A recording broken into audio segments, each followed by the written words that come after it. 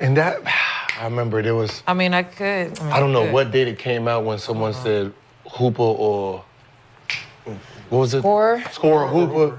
And then I'm like, that's confusing because there was a category called basketball players. Yeah. And wouldn't he fit into basketball players, guys who don't do all the foolery? You put them on a 5-on-5 setting, and that's when their brains kick in. Somebody like Jokic, right? Mm-hmm. Do you think Jokic looked great in one-on-one? Like, do you think great? Because think about what I said. LeBron has the most points. Do you think history? Do you He's think? not a scorer. Do you think Jokic looked amazing in one-on-one in the draft? Yes. Yes, right. And he got picked 5? 41. 41. So do you think this man's one-on-one skills looked amazing in one-on-one and playing against somebody?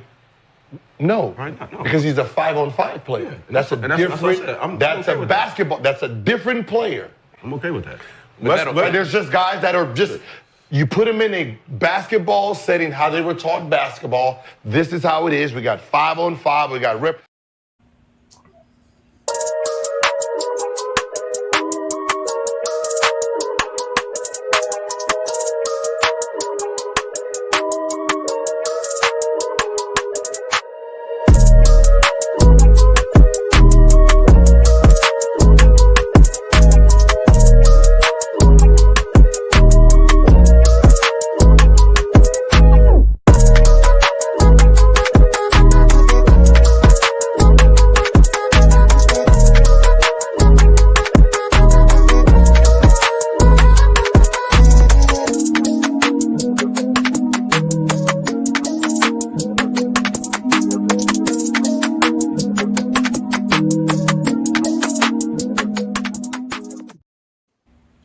Peace and blessings, y'all.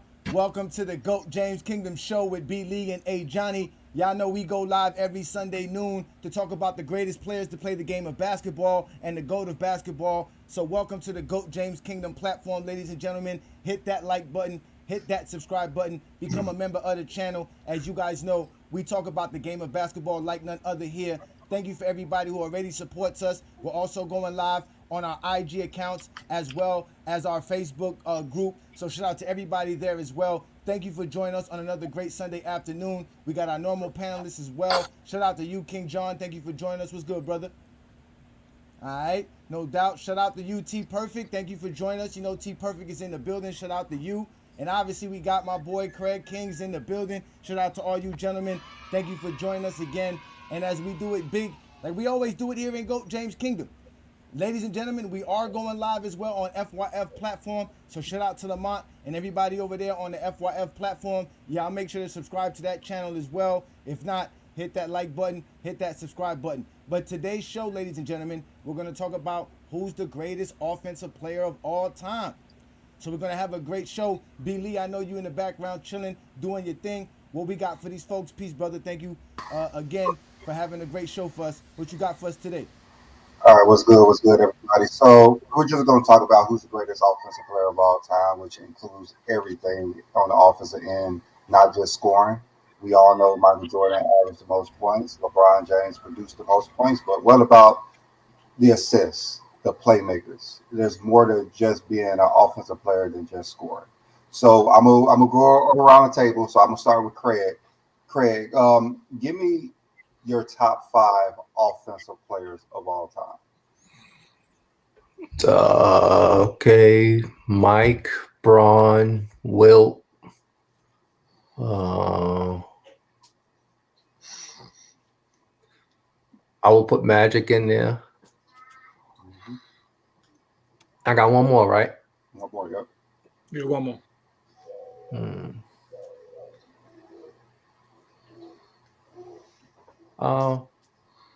Offensively, I would put. It's my last 5. Okay, it is hard because it's offensive, so I'm thinking of all. I'm not trying to just think of scorers. I'm trying to. That's why I got Magic in there. So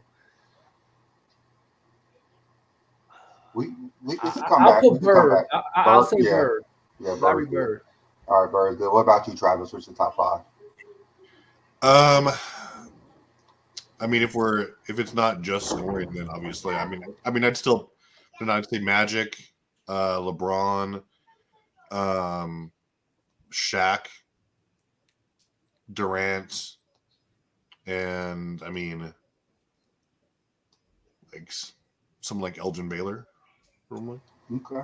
All right. What about you, John? I'm gonna say names that did it on a high level on scoring and assists, and I'm gonna say Will Chamberlain, LeBron James, James Harden, um, Oscar Robertson, and Michael Jordan. All right, those are some good answers. All right, John. What about you? Goat James, uh, Magic Johnson, um, Wilt Chamberlain. Who? Oscar Robertson and Jerry West. Okay. You guys left out one of the greatest offensive players of all time. I'm not even going to say his name, but somebody you all left out. So what I did was I did our GOAT James formula, but this time I multiplied the averages by 1.5 instead of 1. So I did points, total points, assists per game, and total assists, and I came out with a number. So when I came out with that number, it was what people thought it was, but then I just started thinking, not everyone plays the same minutes, and not everyone plays the same possessions in every game. So let me go to the formula that I attempted to do. All right, so there's something in here, but anyway, so that's mellow. So this is what I just did for like on the regular averages because I took regular season and postseason combined. So this is just what you guys can get with like your regular average per game. Like assist is probably worth 1 point per game because you're a helper. So for Melo's career, he probably contributed at least 25 points per game. So that's something that we could think at. But then I said, we had to use efficiency. All I hear about this efficiency that we have to use because just like Travis said, he put Kevin Durant as the greatest player because it's efficiency. So when we look at what's the best metric for efficiency, I believe it's true shooting because you encompass everything as a player. You encompass your free throws, your 3 points, your 2 point percentage. Like if you're scoring 30 points on 60% true shooting percentage, that means even if you're a bad free throw shooter, your field goal percentage is going to be high. Even if you're average at all, you're still going to be high. So, and then I use the inverse relationship of their turnover percentage. So Melo, when he was in the game, 89.5 of the times he had the ball, he did not turn the ball over. So I used the inverse relation to his turnover percentage. And this is the number I came out to. Melo did not finish in the top 20, which is, kind of ironic. But when I look at it, like his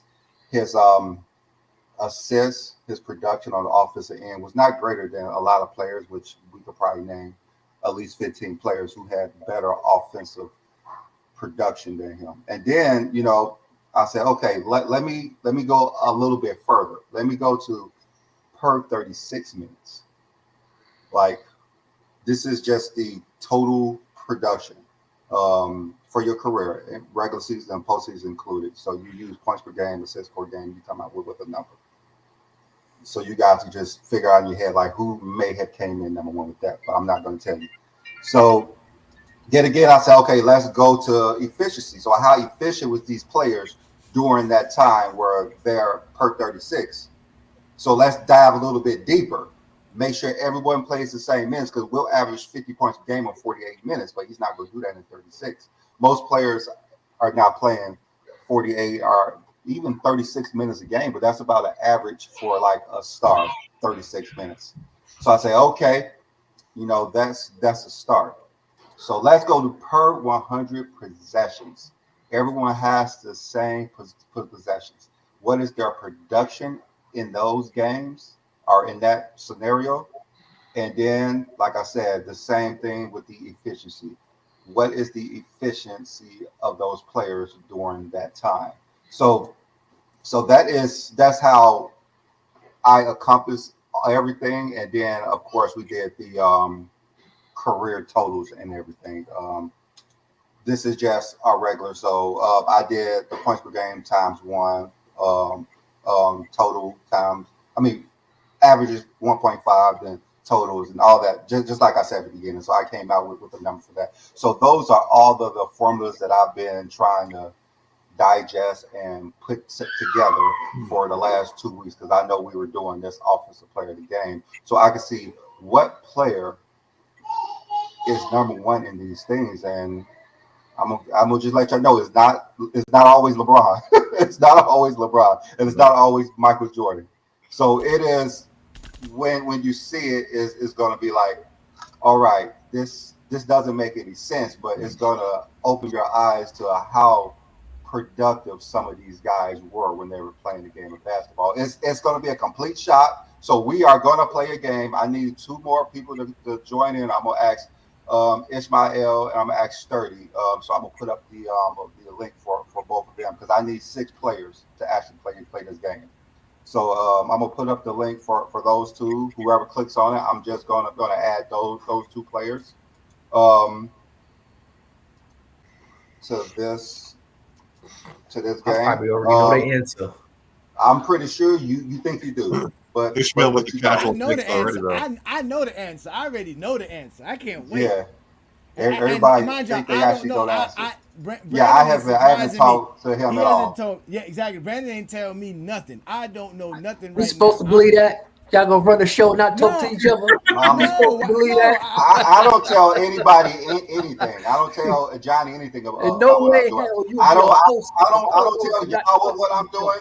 I keep everything to myself. I So, told y'all that long time ago. Brandon loves to surprise people, even me. Yeah. There's a lot of times we show up on a Sunday afternoon. I don't know what Brandon's gonna bring or what he's gonna show up with. So I'm here having fun just like the rest of y'all.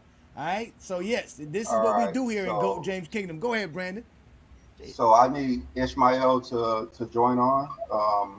I'm not sure if he saw the link. Sturdy's on Yeah, here he in the already. chat. Yep. Shout out to you, Sturdy. Peace, Sturdy. What's good, All y'all? right.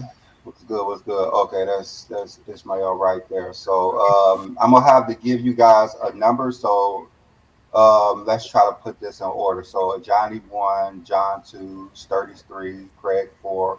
Matter of fact, let's put Sturdy and Ishmael on the way that they showed up, so we can have 6 in a row. So Johnny, can you put me and you at the top, and then 3 and 3? I mean 2 and 2. Yeah. Right. 6. If you do that. Well, yeah, I don't have it set up to where we can do You don't. it like that. Okay. Yeah. Okay. That's fine there. That's fine there. Yeah. That's fine there. Let me find my game.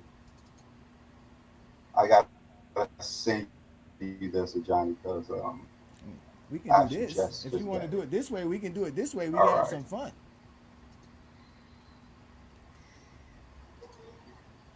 All right. Yeah. All right. Just as long as everybody is in order. So let me share my screen. Yeah, if you share the screen, it's gonna go out of order. It's fine. It's fine. Just remember, Johnny, you're 1, John's 2, Travis, I think he's 3, Craig's 4, Sturdy's 5, and Ishmael 6. All right, no doubt. Y'all make sure to hit that like button, hit that subscribe button, ladies and gentlemen. Welcome to the Goat James Kingdom Show. Games. All right.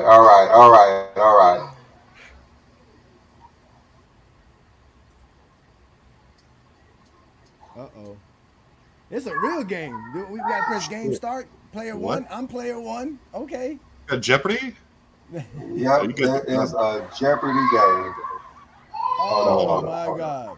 Oh my God. All right. Oh, Let my me God. fix Brandon, why this didn't you back. tell me we were doing this today? Oh, my All right. You know I do this in my sleep. All right. So Johnny, we're just gonna go in order, and if he misses, the first person to actually shout it out gets the answer. But if you get it wrong, you're gonna lose some points. Just so you know, don't get these answers wrong. All right, Johnny, go. Which category you got? All right, give me career averages for 200.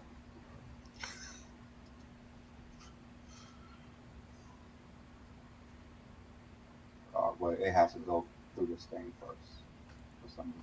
It's just all the categories. That's all.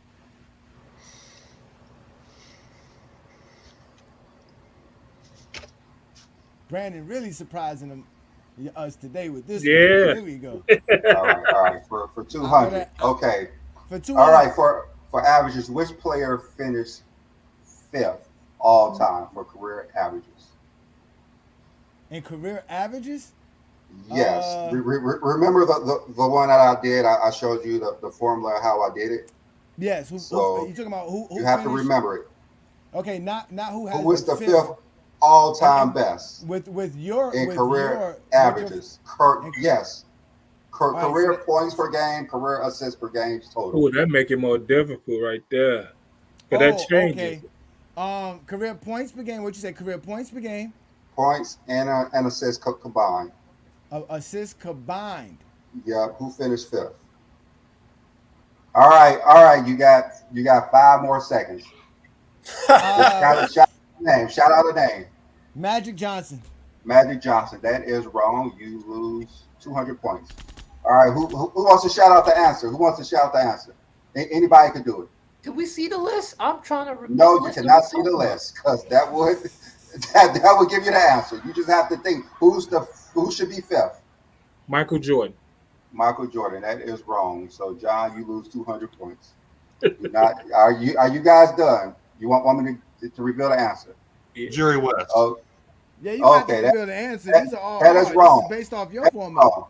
Yeah, that's wrong. So the answer is Stephen Curry. Wow. The answer is Stephen Curry. Okay. I'm confused. All right, John. Go ahead and pick a career efficiency for 400. Career efficiency. I did have the names up here, and they just disappeared. Is this? So this is all the players in history, in NBA history. Yes, you use all the players in history. Not only that, they have to equal it up to his formula. He explained the formula to us. Okay, John, you said what? Career efficiency for 400? Yeah. Yes. All right. So who finished fourth in career efficiency? Fourth.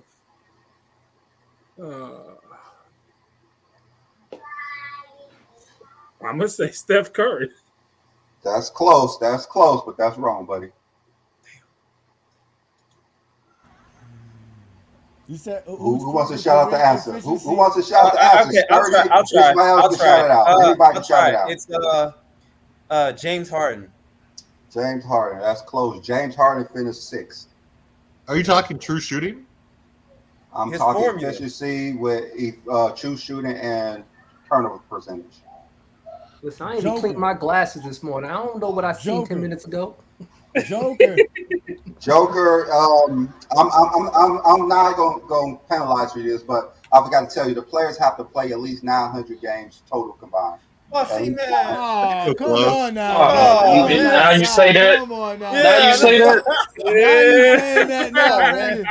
Oh my God. Durant. Nobody has said anybody over there. Who said Durant? Where's Alex Trebek at, man? Okay, Travis is correct. It's Kevin Durant.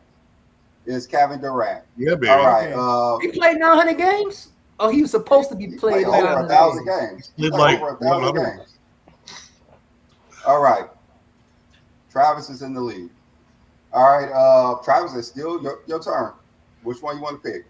Let's do something tough. Like give me per 100 efficiency for 1,000. Okay. Double. Okay. All right. You should not have picked that one, Travis. You should not have picked that one. Who finished first? Okay. Oh yeah. Who finished Yeah, first, you fucked Travis? up, Travis. You fucked up. Yes, sir. You got 5 more seconds. 5, 4, 3, 2, Shaq. 1. You say Shaq? Come on, Travis. All right. Who wants to shout the answer? Who wants to shout the answer? Who wants to shout the answer? I ain't shouting out this one. What was the question? Per 100. per 100 Ain't efficiency. nobody gonna Who get you none of think these finished answers number right, one? Brandon. Yes, they are. Oh, come on, someone shout out the answer. I'm trying to remember your formula though. No, Will- That's what I'm saying. Like, who you I gotta think look at that. Wilt Chamberlain. Come on, Johnny, you are just terrible. is the per 100 is the a combination of both the regular season and the playoffs? It's Yeah. total career combined. Total career combined. I didn't use regular season. I used total career. Efficiency for 100. All right. So Who you think should be the most efficient per possession in NBA history? Who's the most efficient? LeBron James. Okay, I got it. Who said LeBron? Who said LeBron? I'll try. Who said LeBron? John? Yes. All right, John. You get 100. You get 1,000 points. What? It is LeBron James. I thought that was pretty obvious. I think we all at a disadvantage for this. Yes, we are. Yes, we are. All right. John, I mean, Craig. This is going Craig, over my head as well. Craig, it's your turn. I don't. Give me per 36 production for 600. Per 36 production for 600. Okay. All right. So who you Man, think says Larry finished Bird third? next. Larry Bird. I'm sorry, but that's not correct. Hey, what? You hit it in question, man. He said That is not correct. Who's third? It's third. Who's third in per 36? Yeah, that's not correct. Yeah, I'm winning right now. Bird didn't even finish in the top 10 in this. Anybody want to guess? Or you guys are done? Wait, no, hold on. I'm just guessing out of thin air. We don't have no clue. Yeah, like we know got no clue. There's you no showed way your to formula for understand. 10 seconds, and you was like, all right, cool. We're gonna know. Yeah. All right. Who you think should be third? Who you think should be third? Simple as Per that. 36. Per 36. Yeah. This is what I like analytics. Steve Nash. Steve Nash. I'm sorry, Johnny. You are definitely in last place. Jason Kidd. All right. I'm gonna tell you the answer because you guys don't know. If LeBron finished third, and number 6 was Dame Lillard, 7 was Kevin Durant, 8 was actually Russell Westbrook, 9 So was you want Chris all Paul, the questions, and the 10 answers was John LeBron Stockton. James, and you giving us his rank in all these categories? The LeBron was third, actually. So you all know LeBron should be up there. He's very efficient. All right, Sturdy. Let me get career averages for 1,000. All right, this should be. Yeah. All right, who you think should be number 1? Number 1, and Yeah. there's just points. There's just points and assists for career averages. Mm-hmm. I'm gonna go with. Isn't it a tie? That I'm saying it might be a tie between the people. Like Magic and LeBron, right? No, I'm gonna go. I'm gonna go with your boy Jordan. Your boy Jordan for this That is correct. Michael Jordan. one. You claim yourself to be a Jordan fan? Get out of here with that. Michael Jordan averaged more than everybody with a point for his career. All right, Sturdy is in first place now. All right, Ishmael, it's your turn. Which one you want to pick?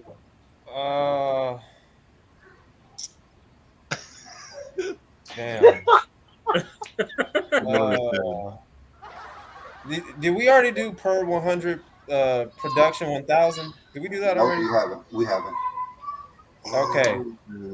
Hold on. Give me like 2 seconds. This man trying to Google it. No. All right. Yeah, you have. YouTube Okay, you got this. Video so he You have 5 seconds. 5. Okay. I'm gonna go with Michael Jordan. With Michael Jordan for per 100 production 1,000. Yeah. The answer is Michael Jordan. Oh, well, Sturdy is player 5, not 6. So Sturdy got 1,000, and Ishmael, you got 600. All right. So I was correct, right? I was right, right? Yep. Yeah, I knew that. You know, on like my end, it actually crosses out the board, but on you guys' end is not for some reason. So wait, Brandon. Let me see if I could change it. I didn't think you asked the question. What you mean? You had said per 100 production. It was Michael Jordan. He said, Yeah, it was Michael Jordan. Yeah, but what was the rank? What was the rank? He's Yeah, third. you didn't even say what rank was you looking for. That's what I'm saying. it came up as number one for 1,000. Okay. It did say who's number one. That was It's scoring. Michael Jordan. Jordan. No, I'm not saying your answer ain't true. I just didn't remember him asking the question. That's it. There is no. No, he question. didn't. He did. So wait, Billy, What what you did that factor in again? You said it's your points plus your assists average. Is that? Yeah. Production is just points plus assists for your career. Yeah, They Brandon. daily doubles in It here? blacks it out. It lets you know that somebody hit it this time, Brandon. Yeah. Oh, Yeah, so yeah, you're not yeah. actually counting I the can just fix actual. So you're not counting the Oh, point generated by the assist. You're just counting the number of assists. Yes. Yeah. Got it. Okay, that threw me off. Okay. All right. Who's next? We going to Snake, or Yeah, we going back Michael back to Jordan. time? Yeah. It's Wait, it's a Johnny. Billy, aren't the Yeah. person who won supposed to be able to answer again? I would, but No. let's just make it go like smooth. Let's just Okay. make it go smooth and let's just go on. All right. Are we going to Snake, or are you taking it back to the top? Yeah, it's a Johnny's turn. All right, bet. Yo, my question was for 600. How I got minus 12? Just take it, Craig. Cheating already. You see that? Okay, so I guess Travis must be what you had for 600. You said, and it was 12. I had I must have career hit it 36 twice. for 600. I must have said hit it it was, twice on It's just accident or 5,000. something. I'm gonna say it twice on accident. Remember, because I said Larry Bird next. Yeah, I'll fix it when it comes to your turn. I'll fix it. All right, Johnny, your turn. All right, let me take the categories are gone now. They're not even there. It says category 1, 2, 3, 4, and 5. Brandon, you should have hit me up for this, Brandon. I would have helped you do this. We would have did this way better. We would have did this way better. Yo, Brandon. it's the app. It's the app. That's what I'm saying. We would have did this way better, Brandon. Now I don't even know what the categories are. I'm gonna put the categories back up, but you would not see who chooses anything. That's fine. We can go back for that now. Well, damn. Yeah, like this is it's just weird. I'm not sure how this app working, but this is okay. This is how let me get per 100 for production for 400. So that's gonna be the fourth ranked player, right? That's the fourth ranked player and per 100. How you know the question before you even put it on the screen? I'm just guessing. There's no question. There is no question. It's just the top 5. So let me switch this. There's supposed to be a. That's important. That's important. Relief. Yeah, that was my thing about the last one. Yeah. Okay. All right. So who finished second? 800. It was supposed to be. I'll take 800. I'll take 800. I'll double it down. Double it down. Here, y'all. It's my funeral. Let's go. Per 100. Who is second in Brandon's formula that we really don't know? Okay. Per 100. Let me see. Larry Bird. Larry Bird. Yeah, that's wrong, buddy. Can I go? Or I go be in order? No, it could be anybody who wants to shout it out. Okay, I'm gonna say 1200 now. I'm gonna say LeBron James. Close. Fuck. Kevin Durant. Kevin Durant finished second. I mean, not he finished second. He finished 7th. I mean, he finished 7th. 900. Yeah, I hope you subtracting that 800 points so I could be number 1. All right. Anybody saying anything? All right, I'm gonna reveal the answer. LeBron James finished. I said that. What? I said he did. I said LeBron. Oh, he did. Oh. Nah, so that means give my points back then. What? Yeah, I said LeBron. Okay, I'm gonna give it back to you. Bam. Yeah, give me them points. I'm winning now, man. Give me that point. That man Billy trying to cheat me. I was trying to make sure everybody points down. Billy is not. Plus, he doesn't believe Billy is not prepared to do what he's doing here. It's all good. It's all good. He got it right. It's all good. All right, John, it's your turn. He got the points. It's all good. Nah, I need my points back. I guess for no reason. Right, yeah, you gave him some negative. I need some additional. That's what it needs. All right, I'm not starting you. You ain't get no points back because you was wrong. All right, No, John. no, what? All right, No, John, no. Okay, it's on me. I'm gonna go category 6 for 400. Category 6 for 400. That is all right. 400. So that efficiency. Who finished fourth? Four.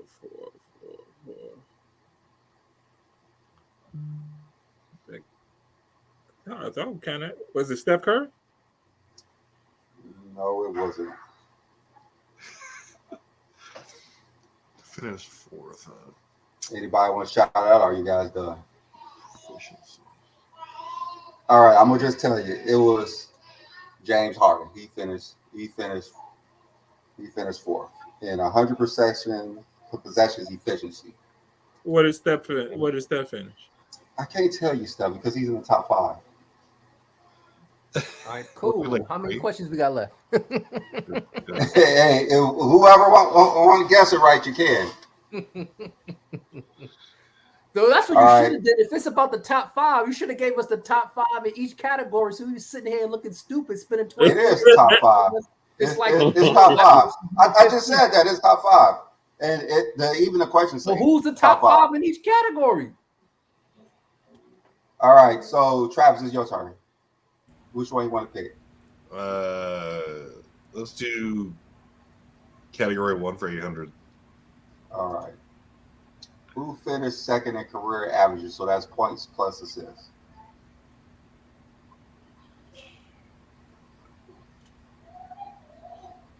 I'm gonna tell you that Jordan was number 1 because that's not there. So we got that. It's either you gotta pick one. LeBron. All right, it is LeBron. I was about to say, man, you can't add.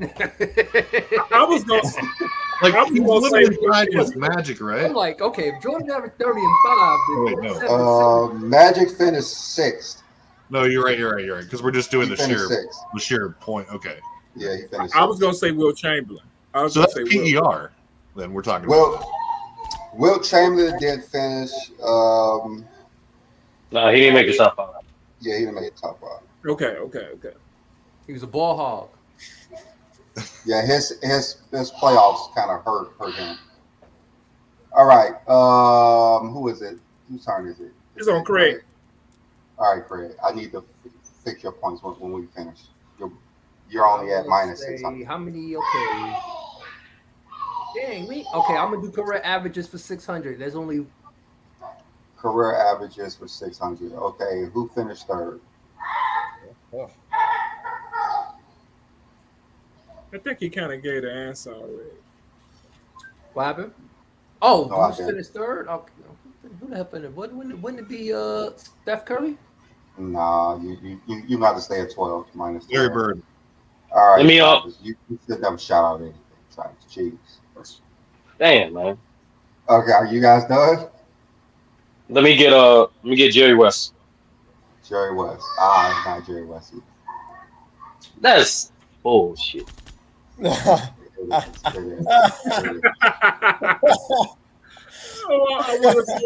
want to say a name, but I don't want to go minus. Magic. I got 400. That's bullshit. Allen Iverson. Hold on. I'm looking at these. Hold on. I'm trying to verify that right now. Hold on. Shit. You gotta remember, it's all Brandon's formula as well. It's not just the stats. Nah, because I know for a fact he averaged more for a regular season. I'm just checking the playoffs right now. I know AI got him for playoffs, but I'm trying to look at the assists. AI was passing in the playoffs? More assists. Yeah, in the playoffs. I'm looking for the playoffs. Yeah, he probably got him in the playoffs. All right, whatever. All right. Okay, Sturdy. It's back on you. Is it? Yeah, it's back on Sturdy. Yeah, category 1 400. We finished 4. Category 1 400. Who finished fourth? Jerry West. Not Jerry West again.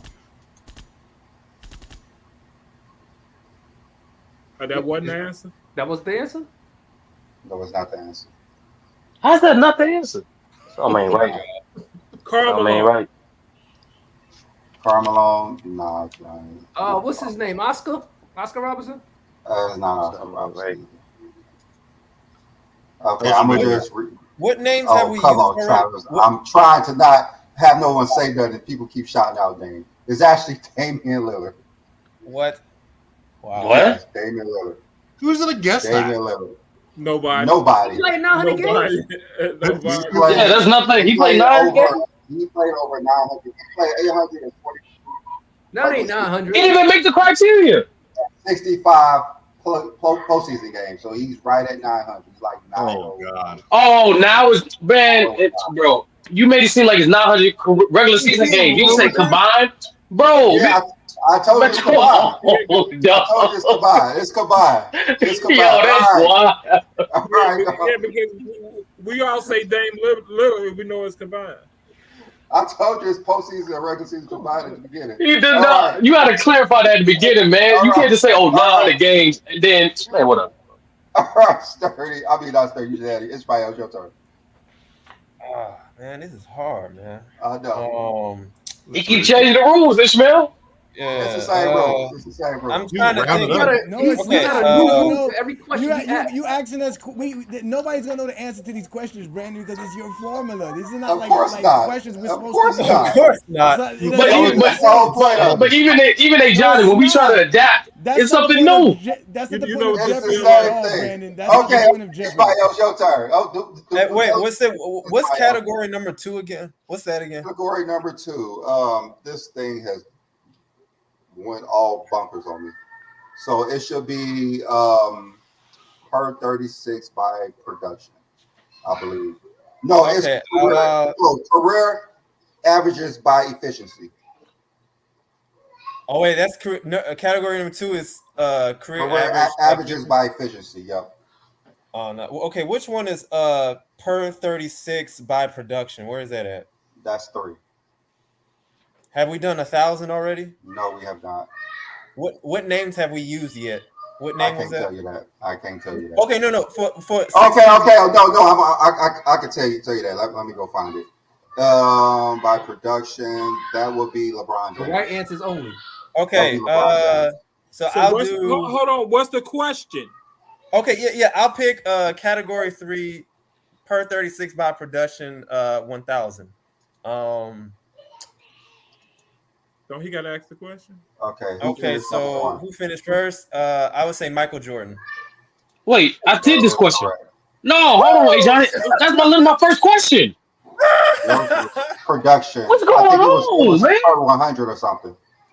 Yeah, what? I didn't choose no per 100. You didn't. Just Jordan gonna be number 1 in a lot of these categories. Averages are per 100. It was 100. Jordan's gonna be 1 in a lot of these categories. You just have a deja vu. That's all. I'm a Jordan fan. Stop playing. All right. So Sturdy. I mean, I forgot to give you 1,000 points. Man, he took an extra 600 points from me, and then now is this. Let me click on your 1,000. All right. You can just say the GOAT. Okay. All right. All right. Who we back at? Is it Johnny? Okay, we back at Johnny. Yep, is it Johnny? I'm ready. Let's go. Bring it to me. All right, here we go, y'all, ladies and gentlemen. I'm going to jump and take a leap of faith. Give me category for 1,000, ladies and gentlemen. I'm down 2,500. Let's go. Which category? Yeah, you can't say category. Category number 4. Category number 4. All right, for per 36 efficiency, who finished number 1? Okay, who finished per efficiency? Efficiency is true shooting. Yeah, per 36 minutes, who is the most efficient player of all time? Rudy Gobert. Okay, that's not correct. So you lose another.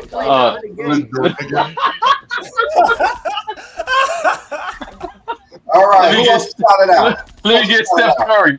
Who said Steph Curry? I did. That's Steph. Okay, yeah. Sturdy. It is Steph Curry. Steph Curry. Why you say Rudy Gobert? This is the greatest offensive players of all time. Why would you pick Rudy Gobert? I'm crying. He really. Why would you pick Rudy? He said it with such confidence. It was like. All right. The title on the street is greatest offensive players ever, and you chose Rudy Gobert. What? Rudy Gobert. Rudy, and you know so crazy? Brandon did say 900 game minimum. He did say a 900 game minimum. So, ladies and gentlemen, that was my answer. That was my answer. Yeah, that was just answer. All right, Travis, your turn. All right, My God. Oh my God. How do I supposed to go after that? Oh my God, bro. Think of a player that played 900 games and take it. Okay. Category 3 for 200. Category 3 for 200. All right, this one is per 36 production. Who you think finished fifth? James Harden.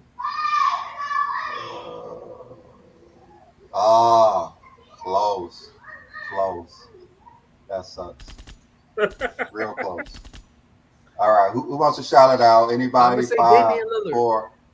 Allen Iverson. Oh, come on, Travis. Just stop shouting out stuff. All right, how much of you good answer? It was Russell Westbrook. Production. This dude produces. Production is Russell Westbrook. Oh, God. Hey, I don't think nobody would have said Westbrook. I'm sorry, man. I'm still. Yo, Johnny, bless your heart, bro. I needed that letter. All right, Travis. It was your turn, Travis. It was so much bigger, man. Rudy Gobert, baby. Rudy Gobert. All right, Travis, your turn. Oh, Jesus. It's my turn again? Oh, no. No, it's Travis. No. I want another turn. Well, I think I we're thought back. you- Nah, hell no. You might lose a little turn. I need to get back in it. So, category 4 for 800. Category 4 for 800. All right, per 36 efficiency. Who finished second? Remember, Steph was number 1. Michael Jordan. Hold on, let me find my answer key. No way that's No, it's not Michael Jordan. Almost Travis. Kevin Durant. If it's Durant, I'm going to kill somebody. Just not Kevin Durant. All right, 5, 4, 3. Wait a minute, you gotta give us some time, man. I'm trying to think. Okay, I give you 5 more seconds. 5, 4, 3, 2, Larry 1. Bird. Joker. Oh, Travis guessed again. He guessed again. Travis can't lose no more points. James Harden's true shoot percentage is over 60%, and his turnover ratio is actually pretty low. Yeah. Yeah, it's actually pretty low. So it is James Harden. Wait, the per 36. Oh, wait, you count turnover ratio with per 36? Per 36, just the turnover ratio. He added turnover ratio to efficiency. Man, bro, I can't keep up, bro. You keep adding more It's the same thing. It's the same the thing. equation. True shooting percentage and turnover efficiency for assists and true shooting for points. It's the same thing as the Brandon gave us the bar, and we don't have no kind of textbooks to know what we talking about here. Nothing at all. It's cool. All right. Whose turn is it? Is it Craig's turn? Indeed. Yep. Now, who turn is it? It's Craig, right? I think it's Craig's turn. Yeah, Travis picked that question. All right, Craig, which one you got? Let me go to category 2 for 1,000.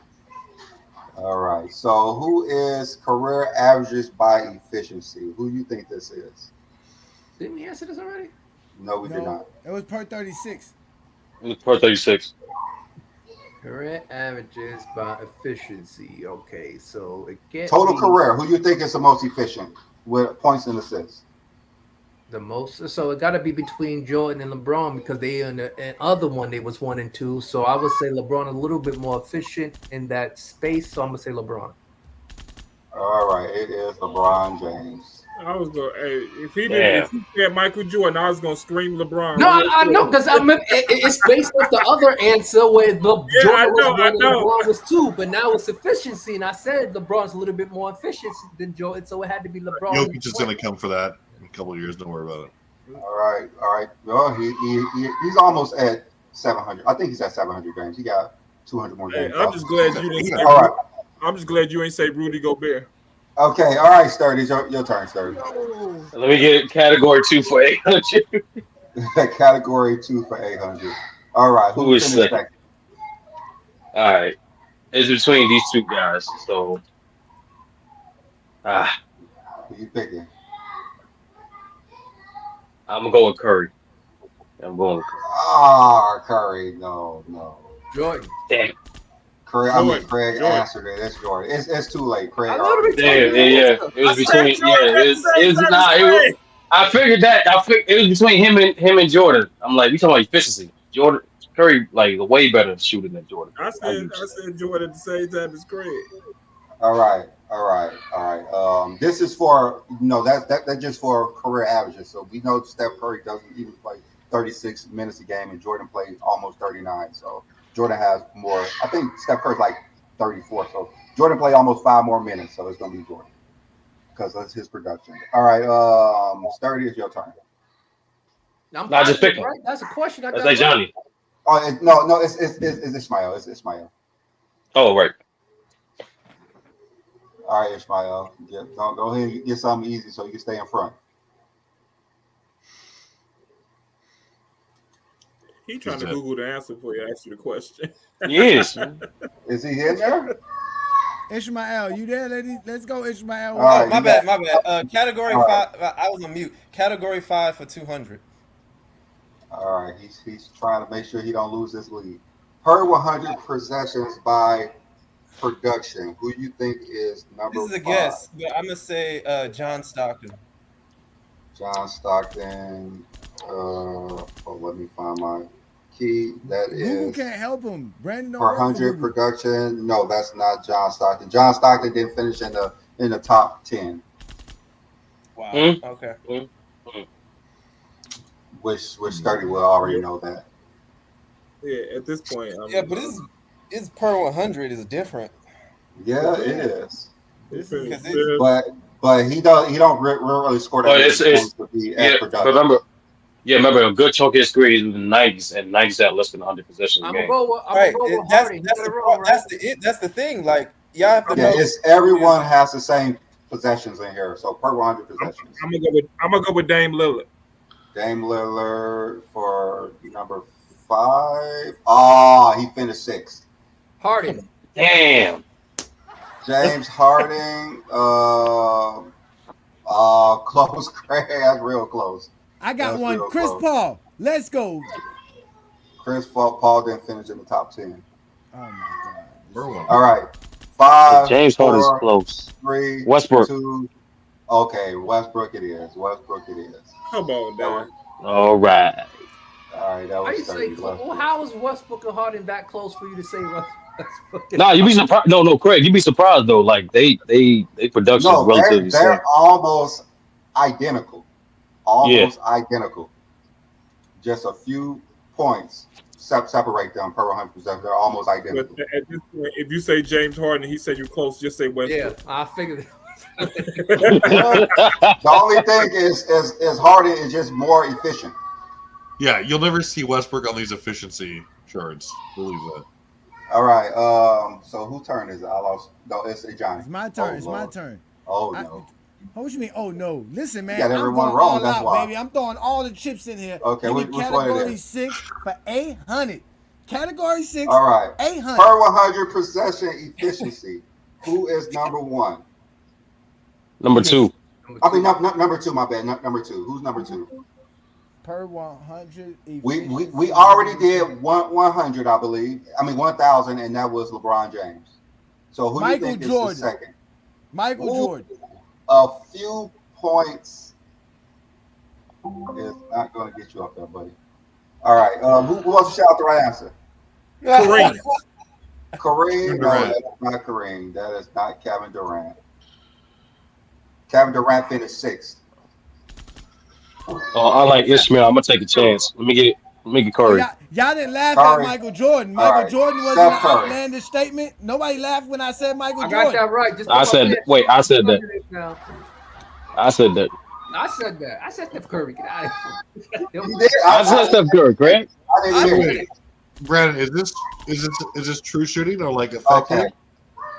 True shooting percentage for points and for assists is turnover ratio. Mm-hmm.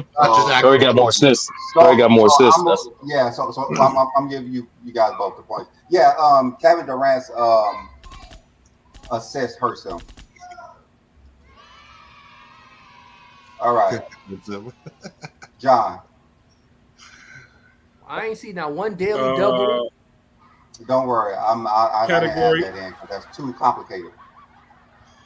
Category 3 for 800. That's why you have help. All right, so per 36 production, who you think finished second?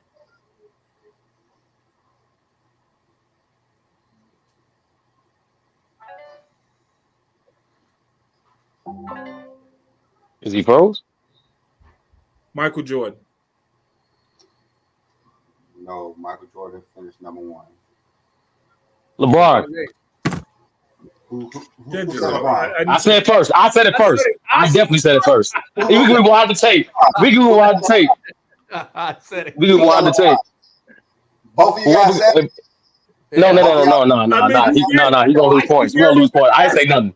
Both of y'all said You gonna lose points. It was Craig. You said Jordan was what? Okay, who said it was Craig? I said LeBron. I'll be mad. I said it first. All right, I said it wrong. first. He said, "I'd be a man." I said it first. Oh, you said it first too. Okay, so both of y'all lose points. All right, it's not LeBron. Any other guesses? Any other guesses? I said I'm going with Curry. Curry. Who said Curry? You can't answer. I said Curry. Who said that? Ismail? No, I said that. Ishmael didn't say nothing. Ishmael playing it safe. Ishmael he gonna risk I nothing. can't give it to you because you said LeBron. So no, Craig said LeBron. Craig said LeBron. You said LeBron first. Craig said LeBron. First. Nah, that was the last question. That was the other question. He said, Sturdy said, "I'm gonna be a man." I said it. So basically, there's only like 5. I don't recall that, John. I don't recall that. All right. Who turn is it? Is it Sturdy's turn? Oh my god. Yeah, let me get category 6 for 600. 6 for 600. All right, perfect. I gotta skip Travis. No, Travis got it wrong too. It's fine. Who the hell is third? Hold on. Let me see if this dude played at least 900 games. I swear to God. All right. 5. Damn. 4, 3, 2, 1. Allen Iverson. AI. Let me get AI. AI did.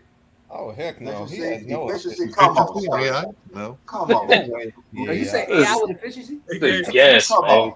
Come on. You played a lot of minutes, bro. A lot of assists. No way, man. AI has terrible. Okay. All right. Who finished third? Anybody want to shout it out? What were the other 2 answers? On this Chris Paul. I ain't telling you nothing, Ishmael. Chris Paul. No, it's not Chris Paul. Chris Paul finished 7th. What were the other answers? I forget what we already answered though. No, don't give him that. Don't give him that. You answered everyone. So which one was it? It was 600 or so. It was 400 was that's 4th. That was James Harden. Second was Steph Curry, and first was LeBron James. Ooh. Third is Jordan then. Display. Oh, it got to be Jordan. Hold on, don't say nothing, Sturdy. No, Sturdy lost. He lost already, so his answers don't count. So 5, 4, 3, 2. John 1. should check. It was Michael Jordan. Bro, yeah, nobody didn't want to get that 3 points? Right, he actually I thought it was. It's too late. It's too late. He gave y'all the answer. Y'all didn't want to choose. Didn't someone say Mike? Yeah, that's what I said. Yeah, Sturdy said Mike. Sturdy said it, but he couldn't say it no more because he got it wrong. All right. So we on Ishmael. I'm I'm gonna go. At least go 600. Mathematically, you can't lose at this point. Let me see. What's Starting number one. category? I mean, Ishmael. Category 5 for. Yeah, I know. You gonna pick 200? I'm gonna pick 400. Category 5 for 400, but I forgot the other names that was named. I'm trying not to say them. God damn. So we choose 200 for Westbrook, I'm right? giving them hints. No, I gotta know what the names were. So it was Westbrook. I know you said Jordan. I know you said LeBron. And what was 400? Number one was Michael Jordan. Number He could get two 5 was minutes for the question. Yeah, like Ishmael think he's slick. Yeah, he is. And 5 was Russell Westbrook. 4, 3, 2. Oh, wait. All right. So 5, 4, 3. Did we say James Harden already? James Harden. That is the correct answer. Look at. B-Lee, I realized B-Lee, him and Ishmael in cahoots. You notice Ishmael gets like 5 minutes to Google and all these other hits. Everybody else, they just going off the dome. It is what it is. All right, John, it's your turn to get it wrong. It's your turn to get it wrong, John. Extra time. Man, don't hate the player. Yeah, he gave him like 5 minutes. That's why he was like, "Oh, is Ishmael there?" Wait a minute. How am I down 5,200? What the hell's You going had on? one answer correct, and you keep picking the biggest one. No, listen, this is not even. This is preposterous. You said This is erroneous on all levels. Don't worry, I'm gonna catch you, Johnny. All This right. don't make no sense. All right. Wait, I don't. Do you even know the math? Did I really lose 5,200 points? Yeah, Yes. You said Rudy Gobert. You didn't get a single answer right, Johnny. And then you had a couple guesses. You're like 0 for 10. Huh? You like 0 for 10, and some of them I even add because you're too far behind. So I'm Joe Glass and Mike Tyson punch out. I'm the All first right, guy you everybody ready? got to face right Yeah, now. you ready? You ready? Pick a category. Oh wait, listen, I'm going all out. Let me get category number 4 for 600. All right, so 4 is per 36 efficiency. Oh, we back to efficiency again. Yeah. Let's go.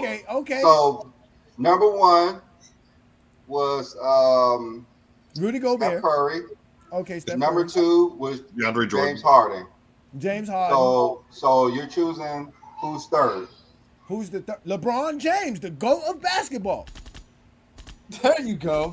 And we so happy for you, everybody. I got it. I got it. You got it right. Yeah. All right, John, it's your turn. That's what you get, Brandon. That's for you, Brandon. Forget you. Category 5 for 600. 5 for 600. You want to know the answer? So it was per 36 production. Per 100 production.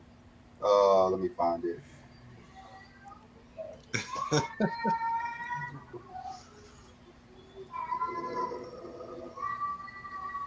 I keep muting myself. Okay, go. All right. So 1,000 was Michael Jordan. 800 was LeBron. 400 was James Harden, and 200 was Russell Westbrook. So who do you think the production is number 3? Kevin Durant. All right. So who wants to take a stab at it? What was the Stephen answer Curry. you gave already? Stephen Curry. It's Stephen Curry. So it's either gonna be LeBron, Mike, Steph. It's either James Harden, Jordan, Stephen Curry. Hey, Westbrook. Don't forget Westbrook. Hey, Sturdy, we know Ismail and Brandon hooked up. Yeah, it's all good. You know what I'm saying? That's messed up because he didn't hit me up. I can't. If you ain't cheating, you ain't try it. I respect it. I get it. Wait, who's player number 6? That's Ishmael? Yes, Ishmael. Yes. No. That's B-Lee and Ismael. We got to get it correct. All All right, losers. All right.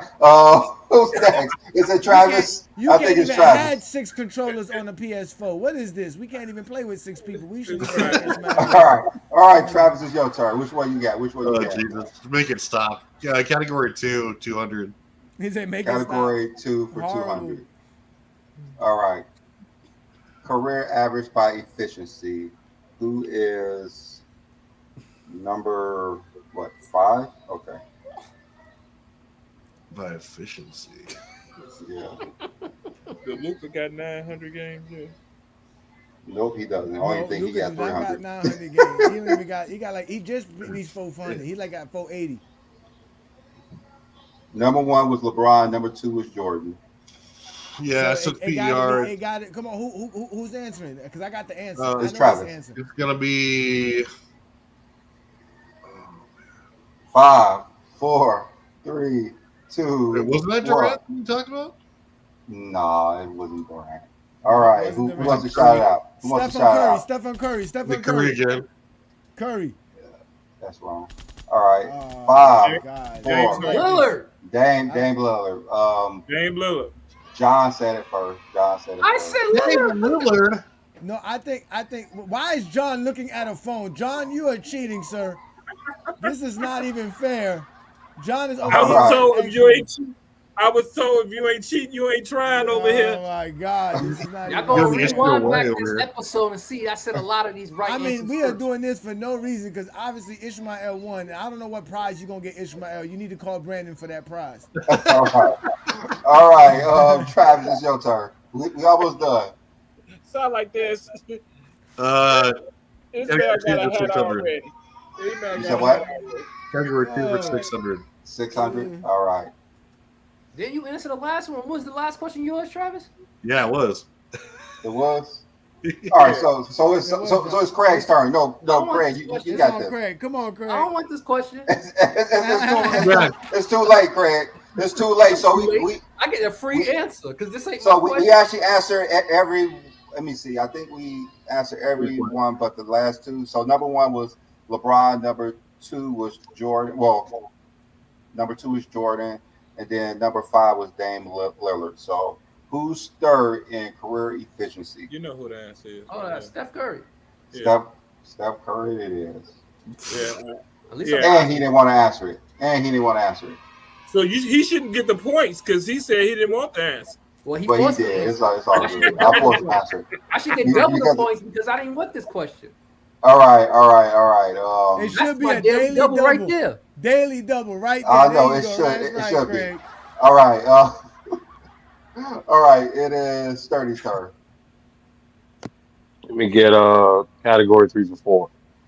Category 3. So this is per 36 efficiency. So let me tell you the answer. So number 1 was Steph. Number 2 was James Harden. Number 3 was LeBron. And number 5, I don't know if we did.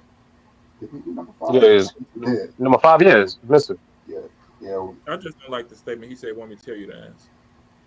And you said category 3, right? For 400. All right. Yeah, he's giving them time. Oh no. That was for efficiency. This is for production. Those are the wrong ones for production. Let me go to production. So you won't be too blind. So number 1 was Jordan. Number 2 was Steph. Number 3 was LeBron, and number 5 was Russ. So who you think is number 4? Oh, Harden. You know who it is, answer. Harden. Yeah. All right. James Harden. I mean, that's what I said. I said that. Well, it's his formula. Is it's these 5 players. Yeah. It's not all 5 players. All right. It sounds like it's like 4 or 5 players. Yeah. Ishmael. Well, I know it's LeBron and Jordan got a lot of number 1 answers. Just go with category 4 for 400 and just list the names again. List the names again. We know who. For what? Man, if you don't just guess, nigga, you can't lose. You can't lose. Like, you literally can't lose. No, Sturdy. He literally can't lose. Literally, like, there's nothing can happen for him to lose. Just guess. I'm just trying to hit the dagger, man. The dagger. Still the All win. Answer the question, we're all young negative. man. Answer the question. Oh no, I That- don't know. I got the answers. Just tell me the No. first three. Number What's the one was answer? Steph. Number 2 was Harden, and number 3 was LeBron. So who is number 4? Ah, damn. So it's got to be Lillard, right? I'll just go with Jordan. That's a guess. I told you, 30. He can't lose. He can't lose. It's the same 4 people in the category. You smell like it's not a hard guess. It's the same 4 people All right. in all 5 categories. All right, Johnny, it's your turn. It's your turn, Johnny. $200. Hit the tag. $200. One of these, Brandon. Which One one? of these better be a daily double. I tell you that right now. We gonna. Which one? I'm gonna Oh, turn that this would've whole happened. table over. Which one? Give me category 6 for 200. All right, per 100 possessions efficiency. shit. Who's number 5? Wilt Chamberlain. I think he's purposely trying to get the We're wrong going answer. outside the narrative. All right. All right. Even do this? All right, who wants to answer? 5, 4, What was 3. the answers already? Number 1 was LeBron, 2 Steph, 3 Jordan, 4 James Harden. Also, Westbrook. Westbrook. Okay, who said it first? Who said it first? John. I did. John. Okay, John. That's wrong. All right. All right. 5, 4, 3. What was 2, the other? Wait, hold one. on. You said what was the 4? Number 4 was James Harden. Can I answer again? Can I get another Yeah, answer? go ahead. Kevin Johnny. Durant. Okay, that's wrong. All right, everybody done? Wait, did we say Curry already? Did we say Curry? Curry was number 2. Oh, damn. Did somebody say Rudy It's a Gobert? good thing. That was a guess. That was a guess, Johnny. Take some points. There's no names Iverson. up here.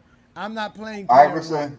No. I'm not player one. I'm that's player not. 6. All right, 5, 4, 3, 2, 1. It was Dame Lillard. I said Dame Lillard. You did? Okay, Travis. I'll give you some points. Well, it was the only one that hadn't been said yet, and he's one of the I 5. don't know. He said it. He said it right before Ishmael guessed wrong. You didn't say nothing, so I wasn't going All right.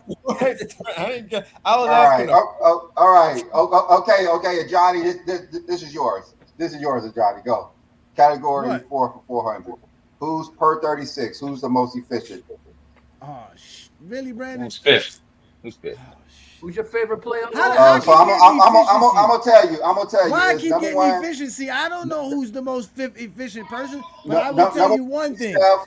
Number 2 was James Harden. Number 3 was LeBron. Number 4 was Jordan. Who's number 5? All I know is Tyson Chandler is like top 5 in true shooting. Okay, So I'm gonna go with Tyson Chandler. That's not it. All right. Anybody want to Damian Lillard. Damian Lillard is not the answer. All right. 5, 4. Now you want to just say a random 2, answer? 1. Kevin Durant. All right. Kevin It's Durant. actually Magic Johnson. Now Magic Johnson enters the category. Magic Johnson finally Johnson? showed up. That's wild. For real? What? Oh my Magic God, Johnson this is finally horrible. showed up. First of all, All right. This is the question to win the whole game. Johnny, you can answer this question. This is to win the whole game. Without using efficiency, just production, who finished number 1 in career averages and totals as using our formula? LeBron James, the GOAT of basketball. LeBron James is the right answer. So Johnny wins the whole game, even though he was down. Johnny wins the whole game, even though he was down. I said it first. By 1,000,000 points. 1,000,000 points. No, I'm just playing. Sturdy wins the game. Not Sturdy. I mean, Ishmael wins the game. Nah, you got it right the first time. We appreciate it. I appreciate it, everybody. I don't like I appreciate Ishmael it. wins the game. Congratulations to me. I just want to thank God and giving me the blessings to win this game. So I appreciate it. B-Lee for the cheat sheet. God given talents. Ishmael want to say By God, he Brian means real B-Lee. MVP. Ishmael said Brandon is the real MVP.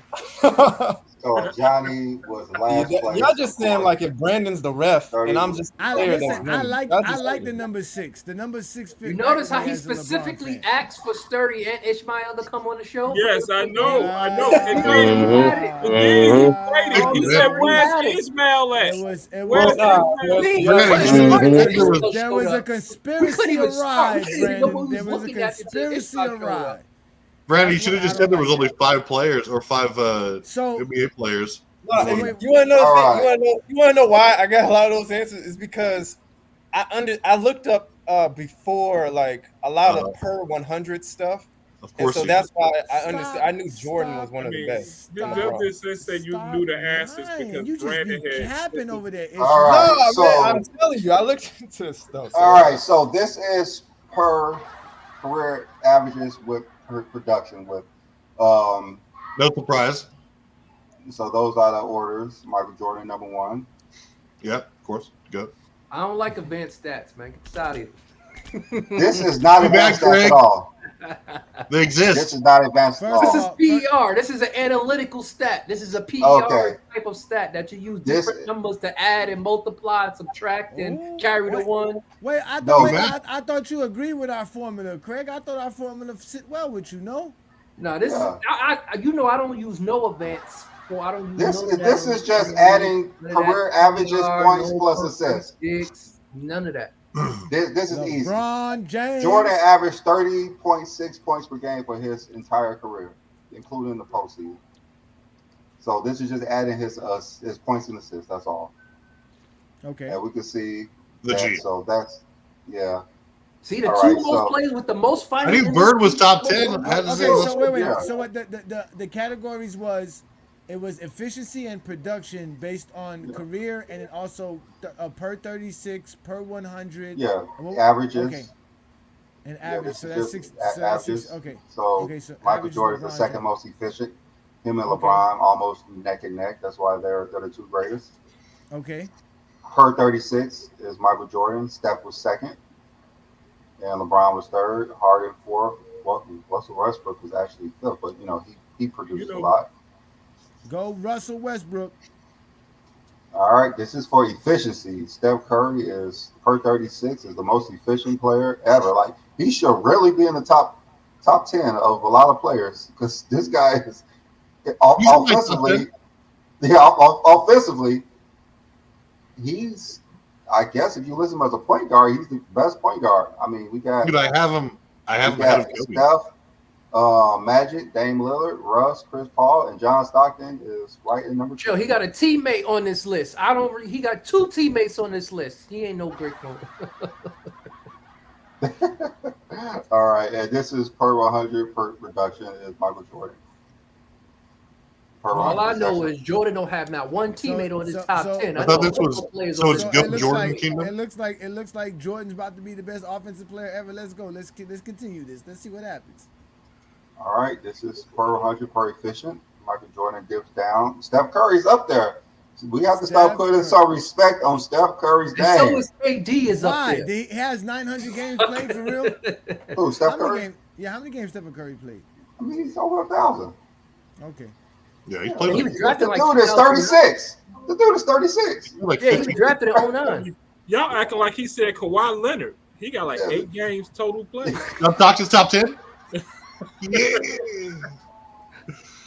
All Chris right, and Paul, this really? is just using our formula without any Okay. advanced stats or nothing. LeBron James, Magic Johnson actually finished second because Magic Johnson second, then Michael Jordan, Oscar Robertson, John Stockton, Jerry West, Chris Paul, Westbrook, Harden, then Kobe rounds out the top 10. And for some reason, Steph Curry's not in here because this is strictly production. We talk about Because KD is efficiency. not on this list. That's why he ain't up there. if we talking about efficiency, Steph Curry's So up what? there. Every list that Steph is on, KD is on. So that tells you. Oh, that's with your terrible totals and everything. Okay, got it. Let me tell you who I'm surprised not on there, Ismail. Because Brandon been telling him the answer for that. He should have been top 10 up there somehow. Damian Lillard. Ismail should have been on the top 10. They're just Ishmael. That's I mean, it's not my fault. This guy's probably smarter than y'all. Right. Obviously. Yeah. All right. So let's just go through and let's list you guys top 5 players again and see if anything changes. So let's go with you, Johnny. Did anything change in your top 5?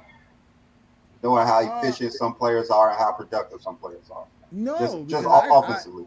No, because your formula was too confusing for me to understand as of right now. I gotta take more time to look at it. And I still like my top 5 over your top. Okay, What was who's your your top 5? Who's again? your top 5? I had what? I had what? It was LeBron.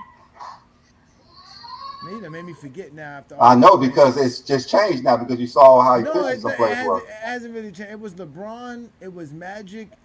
It was Jordan. Then I believe I said Jerry West and Oscar Robertson.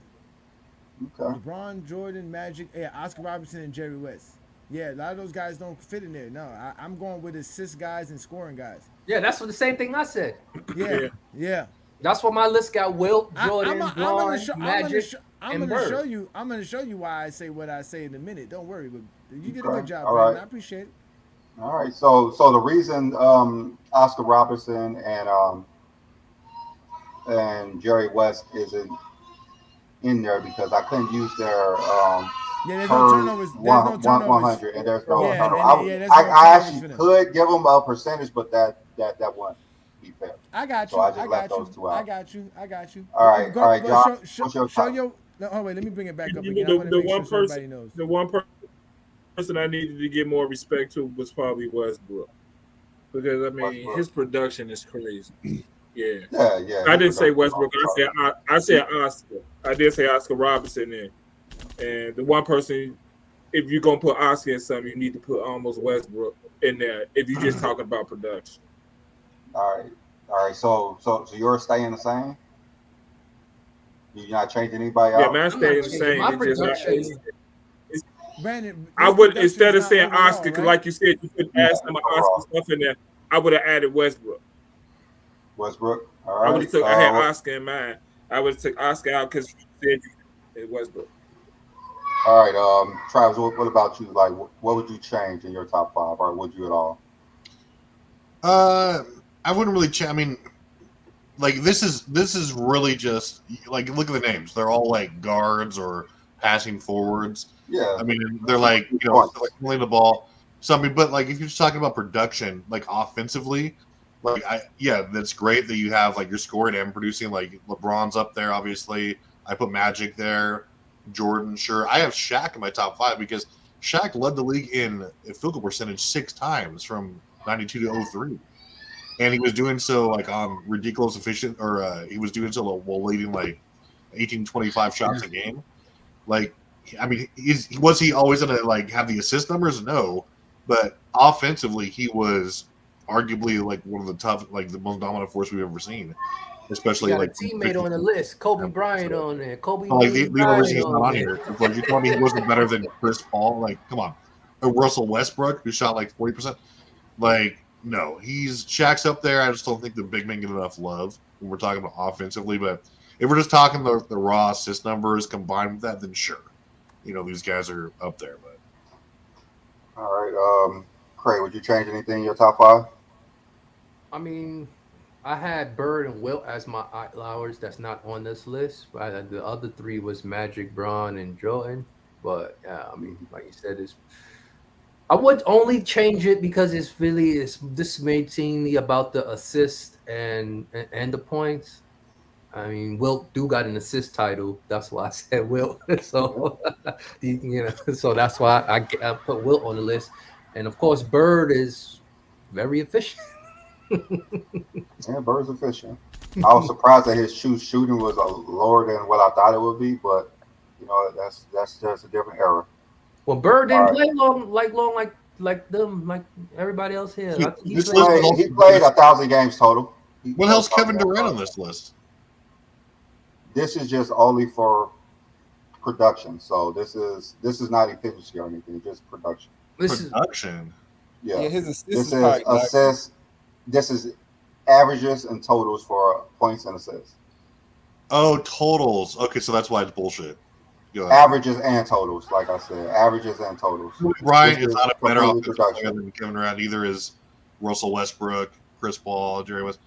Durant is number. Well, like I said, if you want to get to one, like just efficiency, every possession, this is probably the top 10.